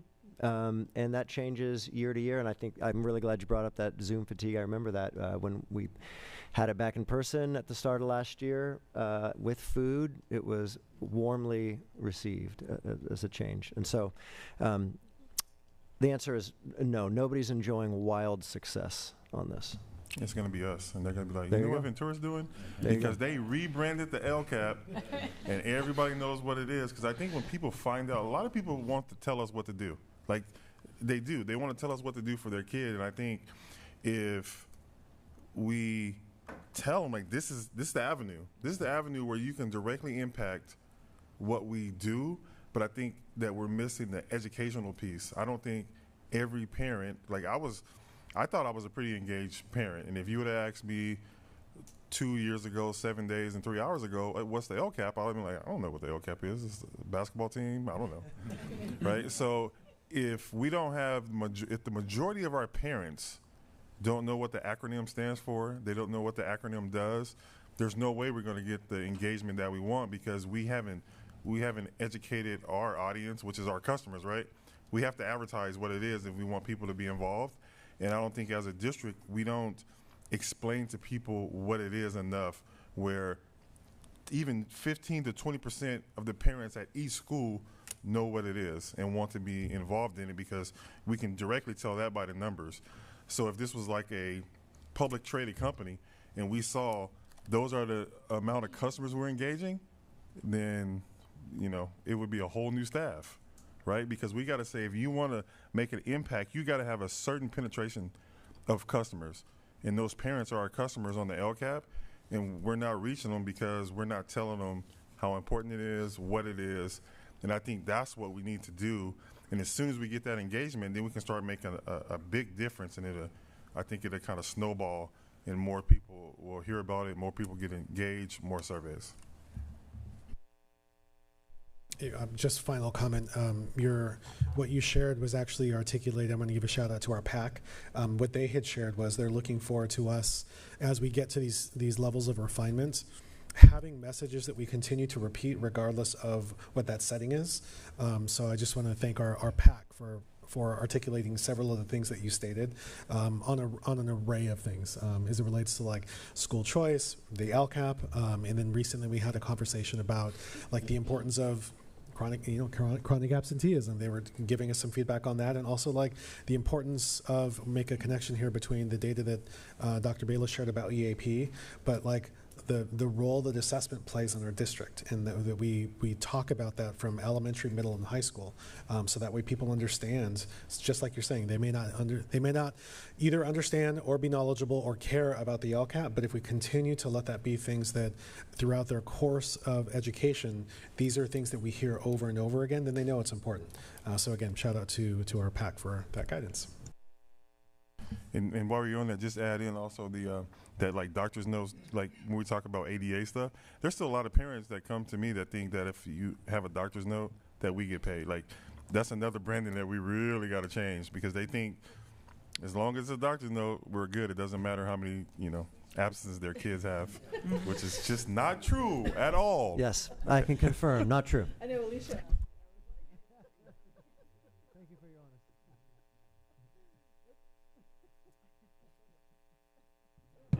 Okay, I really appreciate the feedback. Thank you very much. Very helpful. No. We're on track. All right. A few more slides. Okay.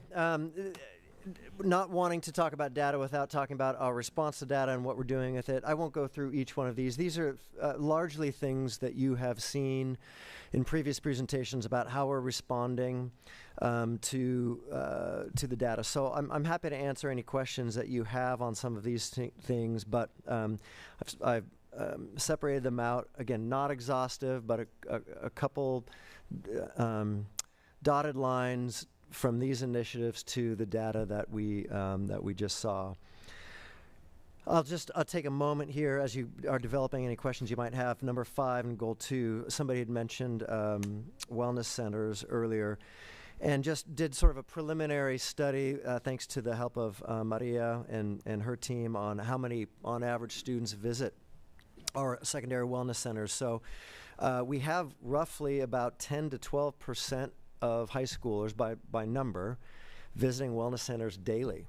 So, and that's about 8 to 10% of our middle schoolers daily visiting wellness centers. So I think when we're thinking about safe and secure campuses, how we're doing mental health, how we're doing mental health outreach, how we're trying to destigmatize mental health supports and interventions, that's been a massive success for us. And I think that there's a dotted line to be connected from the wellness centers to some of the improved climate and culture data that we're seeing with respect to suspensions and what we hope to see borne out in the checks data with related to bullying and connections to adults, et cetera. That's astounding. It's a big number. I mean, that translates at like a school like Ventura to so 150 at Ventura to 200 High School, kids. about 170 students per day visit the wellness center.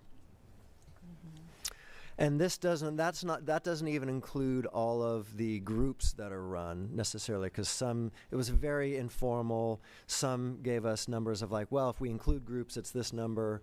If it's just drop-ins, it's this number. So again, approximately 160 per day at Foothill, approximately 170 at both Ventura and Buena.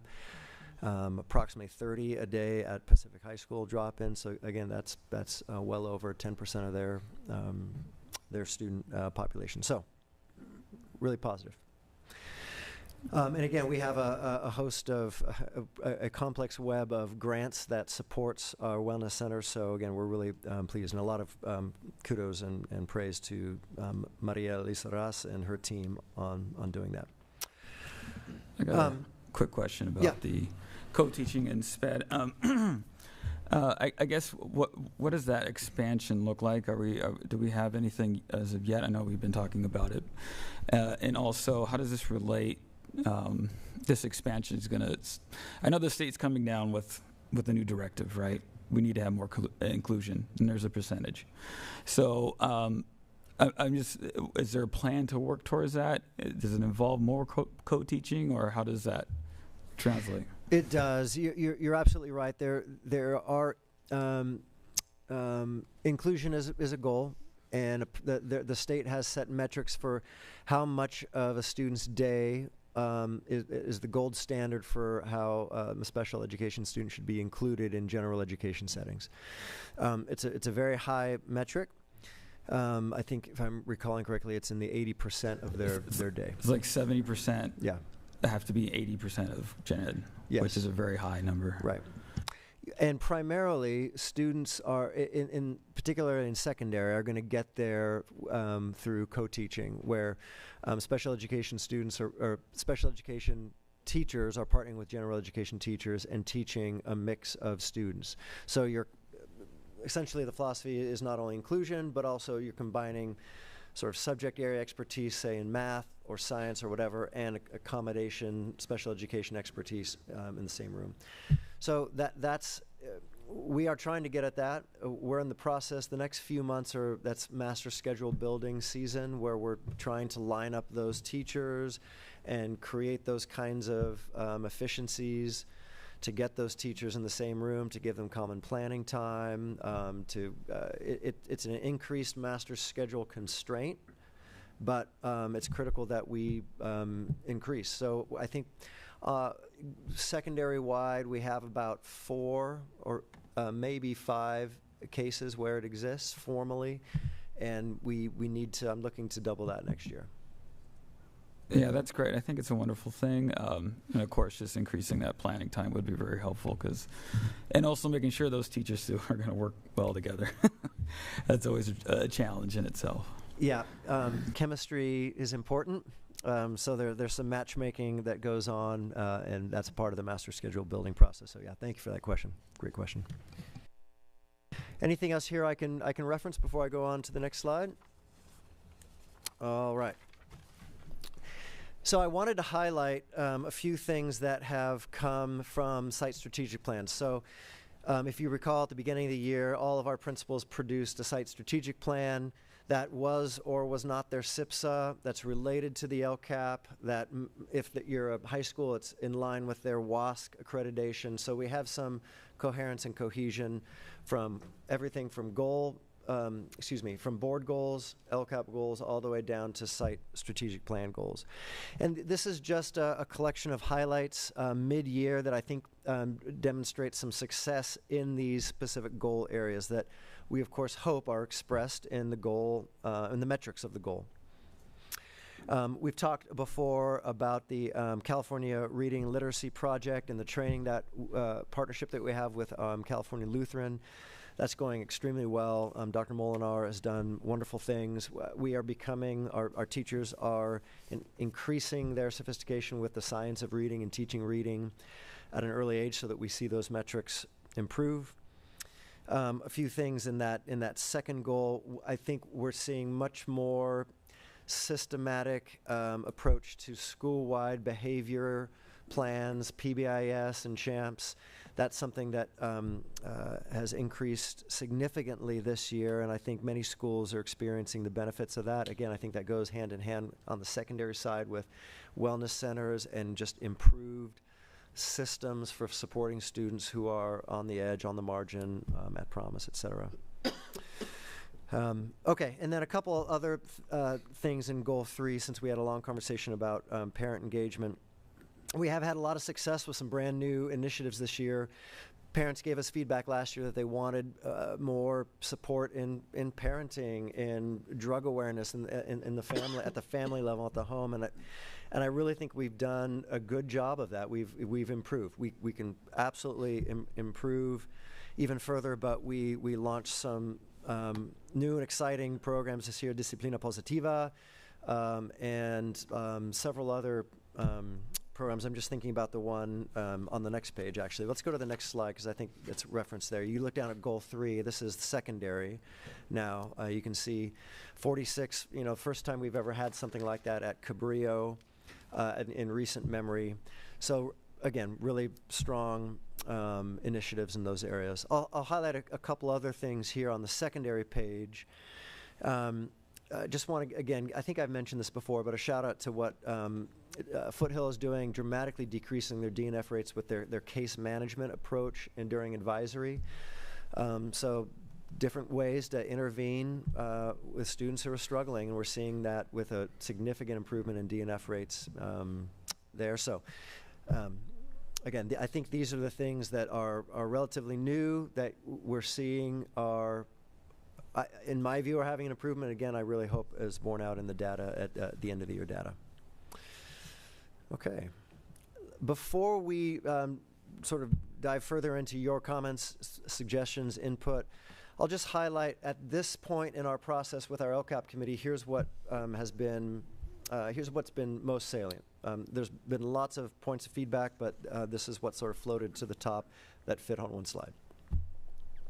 The intervention sections, the TOSA support, a desire to have more after-school academics, and that's a constant approach that we're trying to take with ELOP and with our Assets grant and ACES grant secondary sites.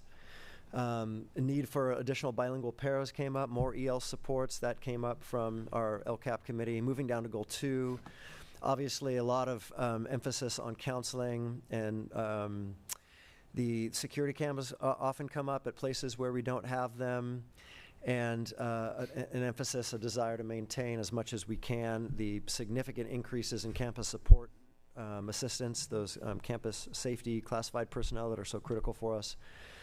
Minga came up a couple times. That's a specific sort of online platform for managing students going to the bathroom, coming and going, to try to keep the campus safe while students are in classes, so that administration can see how many kids are out and who's going where, and just a better understanding to making sure campus is safe. And then finally, in that last goal, some feedback about parent square consistency from sites needs to be improved, and that's something that we can definitely get at. But very pleased about the VACE partnerships and the VACE initiatives to support parents. And a lot of good feedback about the Safe Center services, our SAP counseling at the district level that do the full BRIM assessments, our foster and homeless supports that are here at the district office. So those are the things that rose to the surface. All right, the second to the last slide, we made it. Unless there's anything else? No, just, okay.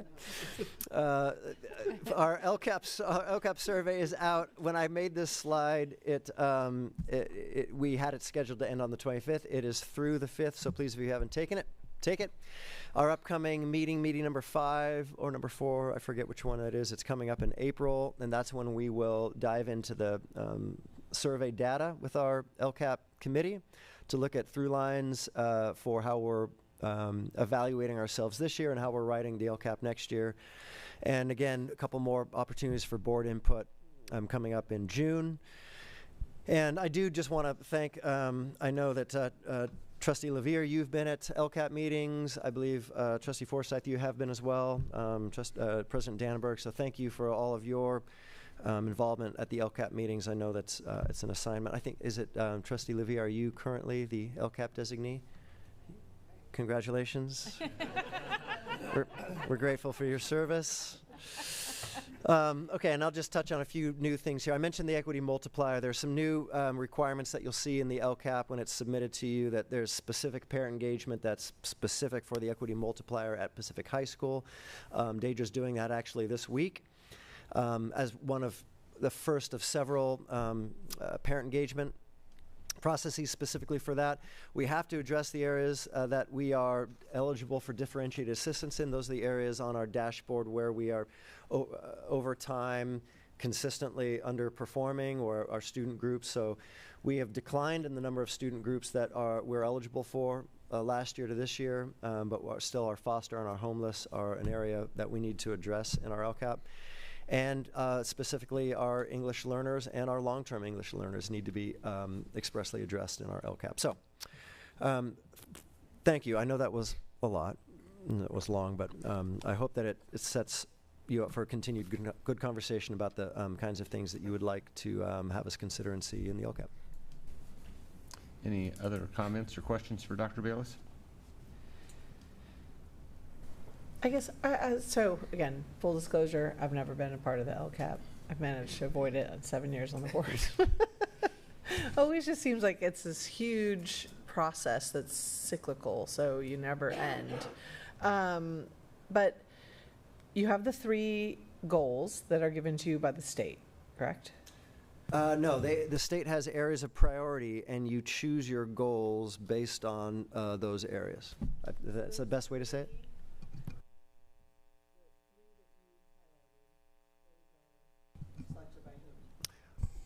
We as a district we write those goals, and we can only write them so long as they conform to the areas that the state has said, your goals can be in these areas. And yeah, you're right on. I'll just add, I think a next level of question is, 3 years ago, the board adopted the LCAP, which articulated 3 goals. We have our new 3-year LCAP being written, so we can add goals, we can subtract goals, but what Dr. Bayless is, there are other things that are added that are new to the LCAP. Whatever it is that we add or subtract still just has to be in compliance with whatever guidance we have from the state. So I think that's the full answer to that. So I guess, so my question is, the board develops goals each year, typically in May, right, for the superintendent. And then, but you're in the process of developing the new goals for the LCAP. And when will those goals be adopted? Well, full disclosure, we have not started developing the new LCAP in formal terms. So we still have this current year's LCAP to close out and evaluate. There's that. And at the same time, we have to start developing the new LCAP. So our next 3 meetings are going to center on that, an analysis of the only major data points that we don't have yet, which are our surveys, the survey data. And then we are going to look at, again, all of our data that we've been looking at all year and say, what do we need within the constraints that the state has said, what goals do we want to rephrase, do we want to change, do we want to add? So we haven't started that yet, but that's going to start at the next LCAP meeting. Because I think what would be really helpful for me, and I don't know where everybody else is, but what would be really helpful for me is to look at what's the process, right? What do we as a board want our goals to be, and then where does that align with the LCAP goals, and then how does that drive the budget, right? Because to me, that's how it should work. I don't know what everybody else thinks about it, but to me, I think, we set the agenda, we set the vision for the district, right? Then that drives those, the goals for the LCAP, which should ultimately tell us on how to spend the money, right? Like, so and so, but I feel like I'm never really clear when we jump into our part. So I would love to have the conversation about when we jump into our spot. Because it's kind of disjointed now, right? Because if the LCAP goals is one thing, the board thinks the vision where the superintendent should be going in direction is one thing, and we're saying we need to put money over here, but we really need to spend the money on the LCAP. We're not working together. And if we don't clearly know what the LCAP goals is, we can't be cohesive, because we could be pushing the superintendent in a direction that's not helping the goals of LCAP, right? So if we're collaborative on everything, we can all be marching to the same beat, and I think it'll be even easier to get the word out there, because now we know, and everyone else know, the superintendent has his marching orders, and it's all helping. We're all going in the same direction. So I think we need to figure out a way to get us all on board with everything. We're all beating to the same drum. I mean, I don't think there's huge disparity, right? It's not like, oh, well, we're saying we want to go this way and LCAP's pointing that way, right? But I just think it would be nice to streamline. Yeah, what I'm saying is we don't know, because we don't know. we could be going the same way, but the fact of the matter that I don't know exactly what everything is and what we're saying the goals should have been 3 years ago. Like right now, I couldn't tell you what the goals were put in the LCAP 3 years ago without reading what it was. And as a board, that might be something that if I become a new board member, they should say, well, just so you know, here's our LCAP goals, here's this, so that I know right away when I get on board that this is the direction that we're going. So if we can, now that we're starting for the new 3 year, I think we can kind of start that where, even as an onboarding process, when we have a board member, they say, well, this is our LCAP goals, this is our direction we're going with the superintendent, so that we know. And then we can put it there. That's right. Yeah. Change it every 3 years. Yeah. They're already ordered, so. Yeah.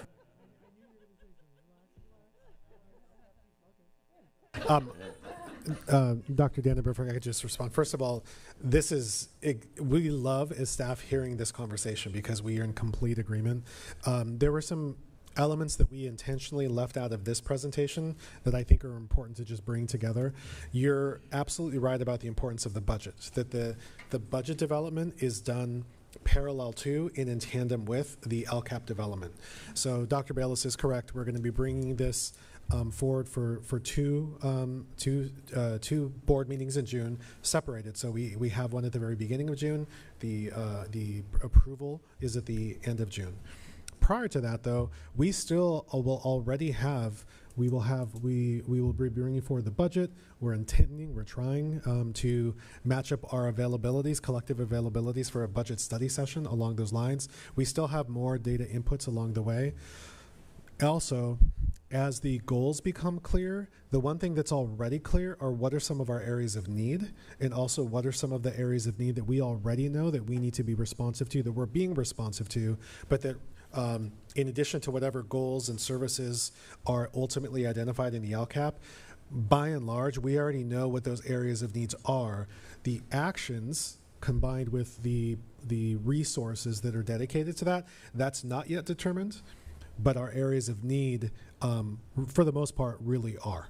So what we'll have over the next couple of months is that those conversations will be happening parallel to one another, but they ultimately converge in the document itself, which starts, we'll probably post at the end of May, but we'll have a very good understanding of what that looks like, and we'll be providing just those updates, not only in the actual dialogue that we're taking place, but in board memos and those kinds of things going forward. So we have lots of inputs along the way.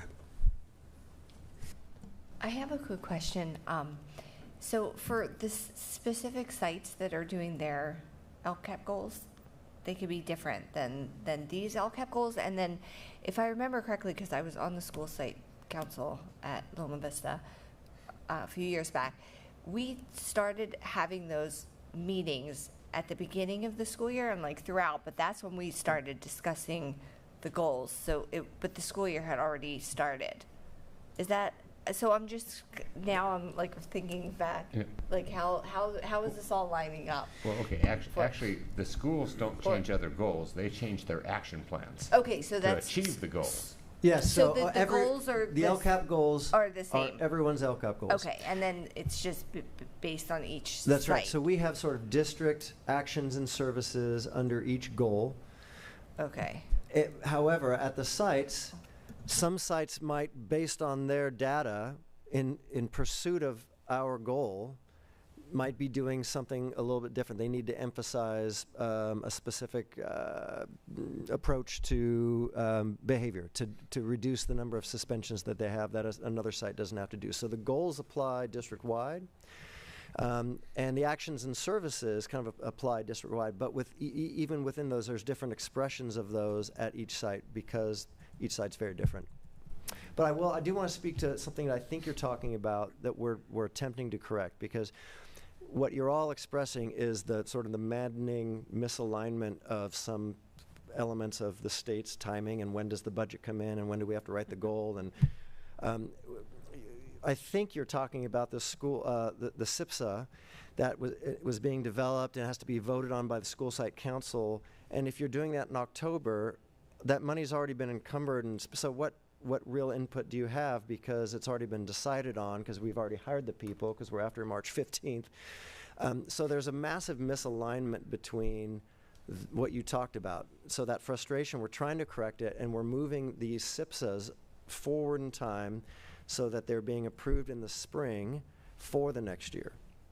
So that the school site counselors are talking about, here's the money that we have from the business services department for next year, and we can have a real sincere discussion about how that gets spent, because that's the spirit of the rule with school site councils, that they get to decide how Title I monies are spent, or school site monies can be spent. So yeah, site-based allocations. Yeah.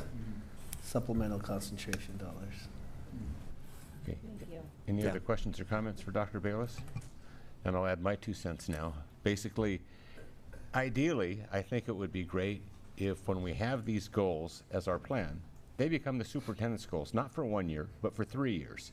And as the school sites do, they come up with different action plans every year depending on what their data says. And then we'd ask the superintendent, using those goals, to come up with action plans about how he is going to help us support the schools in meeting those goals. Rather than having a whole different series of goals for the superintendent, it would make sense that all the goals are the same, and then it's the action plans that become a little bit different. I don't know if that makes any sense to any of you, but. See, that's what experience done, because that's what I was trying to say, but I just didn't know how to say it. But that's exactly what I mean. Is like when I say all in the same direction, in a sense, he's at the top of the rung. If that's his direction and that's the school's direction, then we're all going in the same path. But I definitely agree. Well, but that's not what Jerry just said. What Jerry said was that the goals would not change for 3 years. But it's his goal. Yeah, that we would create goals and they would be unchanging for 3 years, and that would drive. And I guess. But it's the 3-year goal of the LCAP, though, right? The LCAP is 3 years. That's why he said the 3-year goal, because it'd be the same goals as the LCAP would be his same goals. So that, and that's the reason why we do it for 3 years, because the LCAP is 3 years. And I can tell you from experience, the superintendent's not going to just work on just those 3 goals. He's going to work on a lot of other stuff. But I'm just saying that when we're looking at evaluating our superintendent, in my mind, these are the things that are most important to us: student achievement, and the things we're talking about with the LCAP. And so, therefore, I think those ought to be his goals. And like I say, his action plans will change just like the school's action plans change. And I don't know, Dr. Castro, how do you feel about that? Yeah, I mean, first of all, like I said before, this is exactly what we want, is that alignment. And I'll just share that because of our work over the last year, these building blocks have been put in place. And so just to remind you, we have, as Dr. Bayless shared, we aligned the board goals with the LCAP goals, and the site strategic plans are in alignment with that. And so that is something that we've accomplished over this last year. The next piece then is, as we go through the reductions in resources, because we're losing some revenue sources, the importance of those goals and how we allocate resources becomes more and more important, because the goals, as we know in the LCAP, will not change whether you have $5, $500, or $5 million to it. We say, and I wanted to go back to, can you go back to the literacy, like what we're doing for literacy? Oh, no, I'm sorry. Just real quickly, because it'll make a little bit more sense. So the ongoing and new initiatives, response to dashboard data, keep going, right here. There you go, perfect. So if we take a look at this, I mean, this is what we get excited about, right? The board had indicated that literacy is a goal, that it's sprinkled in different places within goal 1 of the LCAP, but as a broad board goal, we received direction to increase and enhance our rates of literacy. One thing we kind of skipped over here, but if you take a look at the interactive effect of these goals and the initiatives that are put in place, this speaks, Dr. Dannenberg, to what you're talking about, right? The actions, the way that we go about that are there are myriad ways to enhance literacy. But what I know, based on the direction that we've received from you, is we need to put a tremendous amount of effort and thought and intention in improving literacy rates, and that takes years. And I think that's the connection, is that whatever the LCAP goal is, we know an area of need, we've identified that. The actions may change from school to school because you have different needs at different schools. Either way, district-wide, we know that we have a lot of work to do in the area of literacy. Obviously, there's a lot to do in the area of mathematics and numeracy too, but literacy affects that. So I think that's how I see this and how we approach this is we will continue to refine what the board areas of improvement are. What I also love, just as a reminder, even though our student board members aren't here anymore, you've seen that there's alignment in their reports too. They're focusing on those board priorities too. So it is all of us having a very clear understanding of what we focus on. Then we get into on the budget side, how much of the resource do we have to dedicate to each of these discrete goals? Regardless of what that is, I know what I'm focusing on. So that's how I see all of these things working together in many of the building blocks that we're talking about. If not already in place, we are putting in place. And the most recent example of that is moving our site strategic plans from a fall approval to a spring approval. So that way we can continue to refine that throughout the year, which ultimately affects what you're asking us to do, which is to be able to have alignment between what you're asking us to do all the way down to what the schools do and what they approve through parent engagement processes. I think if I could just add to that, there's also specific legal requirements that the LCAP has to contain. So as we're developing the goals as a team, we have to, and also our LCAP goes to the county for approval. They're specifically looking for us to address whether we have 1 goal, 2 goals, 4 goals. They have to address the 8 state priorities. And if they do not, then it'll get kicked back to us, along with the funding sources that we receive with LCFF and a supplemental concentration grant dollars. They have to be tied to the specific actions in each goal. So just want to put that out there, that when we do develop the LCAP, we are working as a team to make sure that not only that our LCAP doesn't get kicked back and our budget doesn't get approved, because that's why in the order of the meeting, the LCAP comes first. Is if the LCAP doesn't get approved, that's like your operating budget, then your budget doesn't get approved. Any further questions or comments? Hearing none, before we move on to the consent item, we are past the time we normally have a break. Do the board need a break, or do we want to just move forward since we're pretty close to the end? Move forward? Okay. Then we'll move forward with the consent calendar. Oh, you want a break? Oh, I thought you were saying move forward. Break. Oh, break. Okay. Okay, I guess we will take a 10-minute break. Thank you.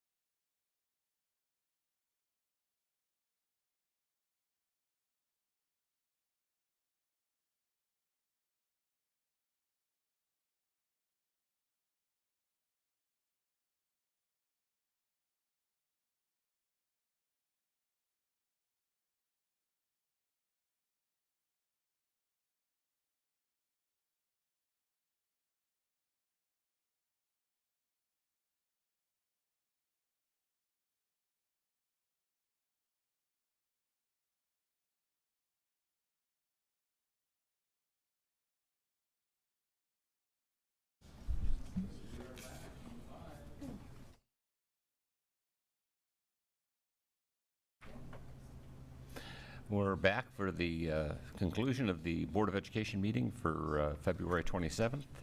Welcome back. Down to our consent calendar, item number 16. I'll entertain a motion to pass consent calendar A through D unless there are any items that any board member would like to pull off for individual discussion. Move approval? Second. Thank you. Vote as follows. Trustee Rodriguez? Yes. Trustee Lavier? Yes. Trustee Forsythe? Yes. Trustee Peterson? Yes. And Trustee Dannenberg? Yes. Thank you. Motion carries 5-0. Okay, thank you. And on to board reports. Trustee Rodriguez. Yeah, so I have a couple of things to share.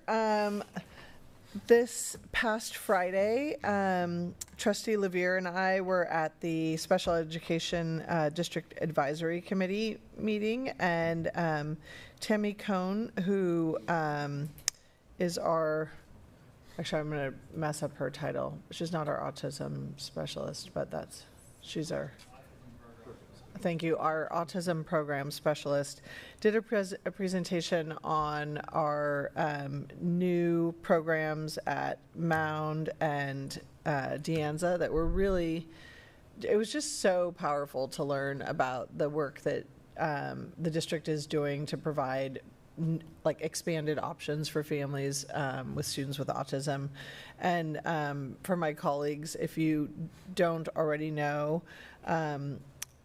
expanding from just a blended autism classroom to an Autism 1 and Autism 2 program, so that there are two types of autism classrooms within our schools to provide more specialized programs to meet students' needs, was really, it was a great presentation. I feel like I learned a lot. I'm sure like you felt like the same thing. And I think for the parents in the room, they felt like they learned a lot, and I think for the families who had older kids, they were really appreciative of the fact that the district has made those strides, even if they felt a little disappointed that those programs didn't exist before. But there was real acknowledgement that it was progress. So I did ask Neil and Tammy, I think it would be great to have them come back and give a presentation to the board and to the community to have us learn more about what's going on, because I think it's something really to be proud of. I also attended last week the Transportation Town Hall. I was one of like 5 of us. It was great.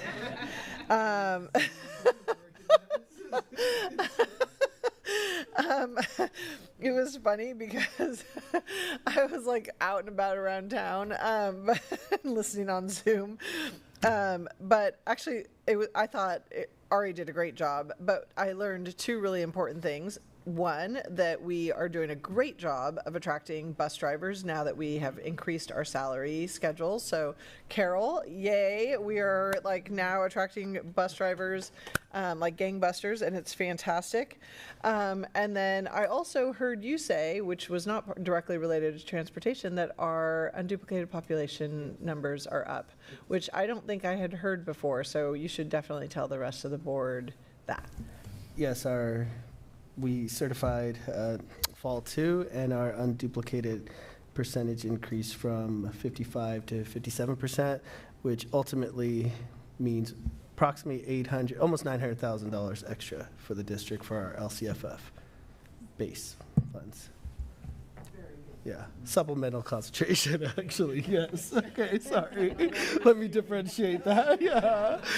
Because those funds are generated through those LCFF pink forms that we sent out to everybody. And so the more we receive back and the more students, families that are eligible, the higher our unduplicated count goes and the more funds the district receives for additional programs. See, you thought I wasn't paying attention, but I was listening. And that was great news. So anyway, that was fantastic. This morning, I was on the Chamber of Commerce Economic Development Committee meeting, and the City of Ventura's internet IT team presented on their broadband effort. The city is undergoing a major effort to bring a public broadband system that would serve all of our schools and all of the kind of public infrastructure within the city as a means to provide a more secure and cost-effective system. I assume you probably have been a part of these things. It was great for me to hear about, and they're anticipating being shovel-ready hopefully by the end of the summer, which is amazing. And they're hopefully getting grants to cover the majority of the cost. Yesterday, I was in Sacramento for the CSBA Artificial Intelligence Task Force meeting. It was our second meeting. It was really interesting. We heard from specialists from Stanford who were talking about some of the industry standards and safety protocols for AI in schools. And one of the things I thought was really interesting is they were talking about one of the biggest threats they felt like in educational tools was not so much directly AI specific tools, but was the way that AI is being embedded in secondary and kind of tertiary tools, where as an example, like Google is using AI not directly in a Google tool, but in a extension, and that extension tool is not using the same kind of protections for student privacy. And the industry standard, which I didn't know, for AI, like their own internal guidelines, is that it shouldn't be used below the age of 13, which we do use Google products below the age of 13. So if they're adding those extensions on below the age of 13, then that's in violation of those. So all of these things that like I would have never known to think about or ask questions of. So it is a useful process for me. Last two things. Last week I was at Sheridan Way for a family woodshop night, which was super fun. It was a VEP grant, and just great to see the families come together around building. They were building little wooden barns, and they had like 35 families on. I was at an event with you before I went to that, and I'm trying to remember what night of the week it was.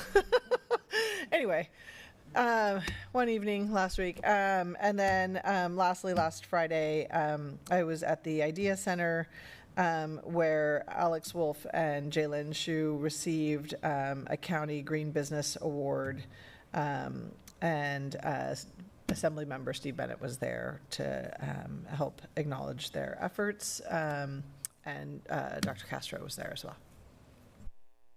CSBA, good news? Okay, yeah. So it's not technically a you're board right. report. It's not technically a report. But I will say that we found out yesterday that our district was selected as part of the CSBA Education Workforce Housing Cohort 2. So we are one of 7 districts around the state that are going to be part of the second round of educator workforce housing training, and it'll start hopefully in April.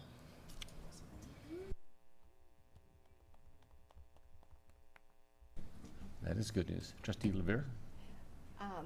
So, like Sabrina said, I attended the CDAC meeting. I know now what that acronym means. So everybody, yeah. It was really great. Tammy did a great job with her presentation. You know, it was emotional at times in the room, and just listening to, you know, some of the feedback from parents was that they're sometimes having a hard time bridging what happens at home after school with what happened during the day, and feeling frustrated that they can't get that information in real time to the teachers and to the teams so that they could, you know, kind of link maybe what's happening during the day at school to what's happening at home. So I just feel like it's important for us to support. Obviously, those are some of our most vulnerable students, and support those families as best we can. And if it seemed like maybe a procedural thing that could be a fix on our end so that they could get that information quicker, so that it's more of like a live, you know, sort of a working document that in real time they could, you know, communicate with the teachers and the team so that they could, you know, just best support their students. So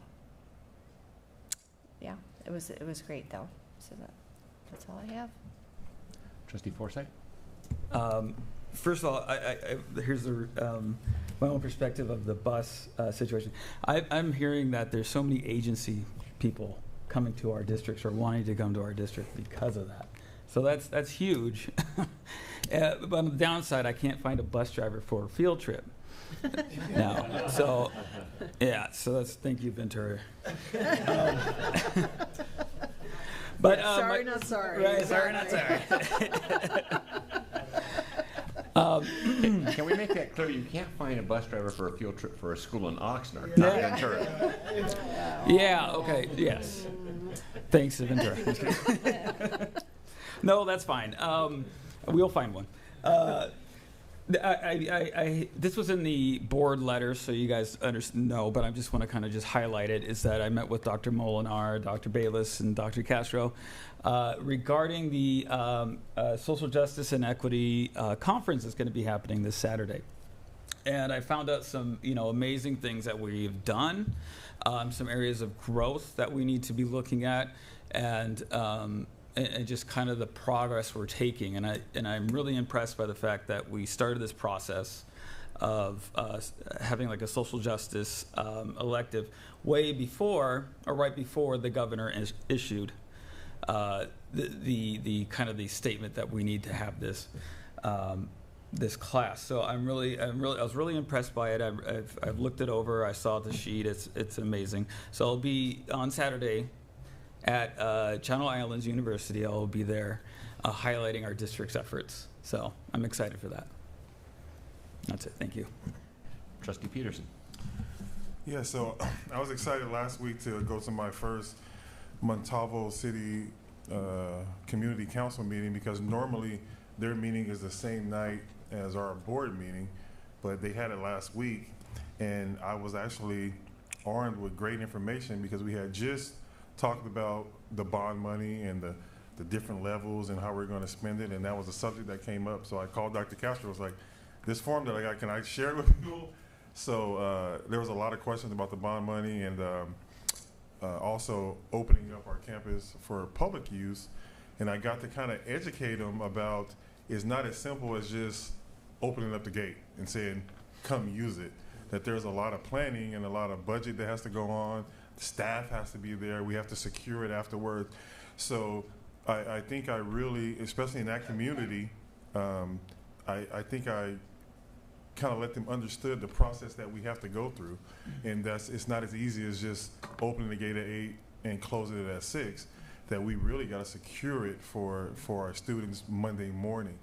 So I think it was a great benefit for me being there, because, I wasn't even scheduled to be on their agenda, but we took about 45 minutes and I got to engage the community. So that was a time well spent, and I really enjoyed it. And I think it was beneficial, me being there and also being armed with where their money was going, because those are some of our most concerned citizens, and when they vote for something, they want to know how it was spent. So the time you spent educating me, I took that and educated them, and it was well received.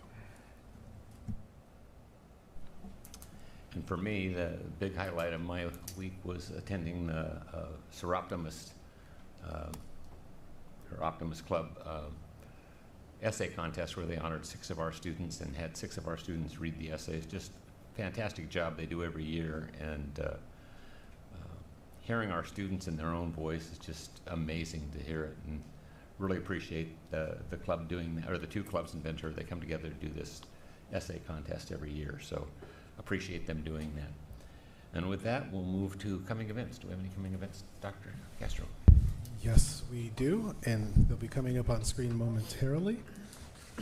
And while they're coming up on screen, I'll just reiterate not only the joy that I experienced at that event, hearing from the students as well, but we ended up using just a couple of those essays at our district leadership team meeting to ground ourselves in how our students overcome adversity, but through a lens of optimism, and it was really inspiring.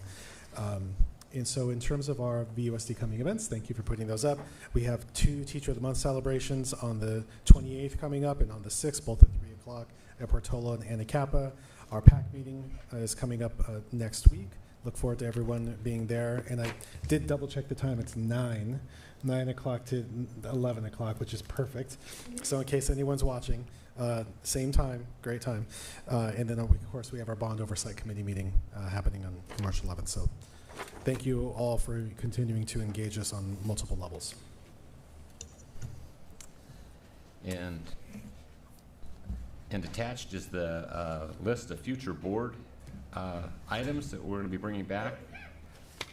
Next month, we'll be talking about the career technical education. Is there anything else that the board would like added to this list? Dr. Dannenberg, I'll just add that we are looking for a time to be able to more than likely couple some special board meetings together, given that we're thank you for all the feedback about your availabilities, but we're struggling to get everyone in one place for multiple times between now and the end of the year. So what we may end up doing is coupling some special board meeting items, because we do, as we mentioned earlier, want to also have a budget study session, and all of these things are critical at this point. So just anticipate that we're going to try and make the most of your time. Thank you. And then board superintendent comments. Board superintendent comments. Any comments by the board? Dr. Castro, anything further to say? No, thank you. Okay. And I assume there's no need to go back into closed session? Okay, before we take a motion to adjourn, once again, I'd like to thank our fellows from VASE that are here and recording and making sure this gets out to the public. We appreciate all you guys do. Thank you very much. And then I'll entertain a motion to adjourn. So moved. Second. Thank you. Vote as follows. Trustee Rodriguez? Yes. Trustee Levier? Yes. Trustee Forsythe? Yes. Trustee Peterson? Yes. And Trustee Dannenberg? Yes. Thank you. Motion carries 5-0.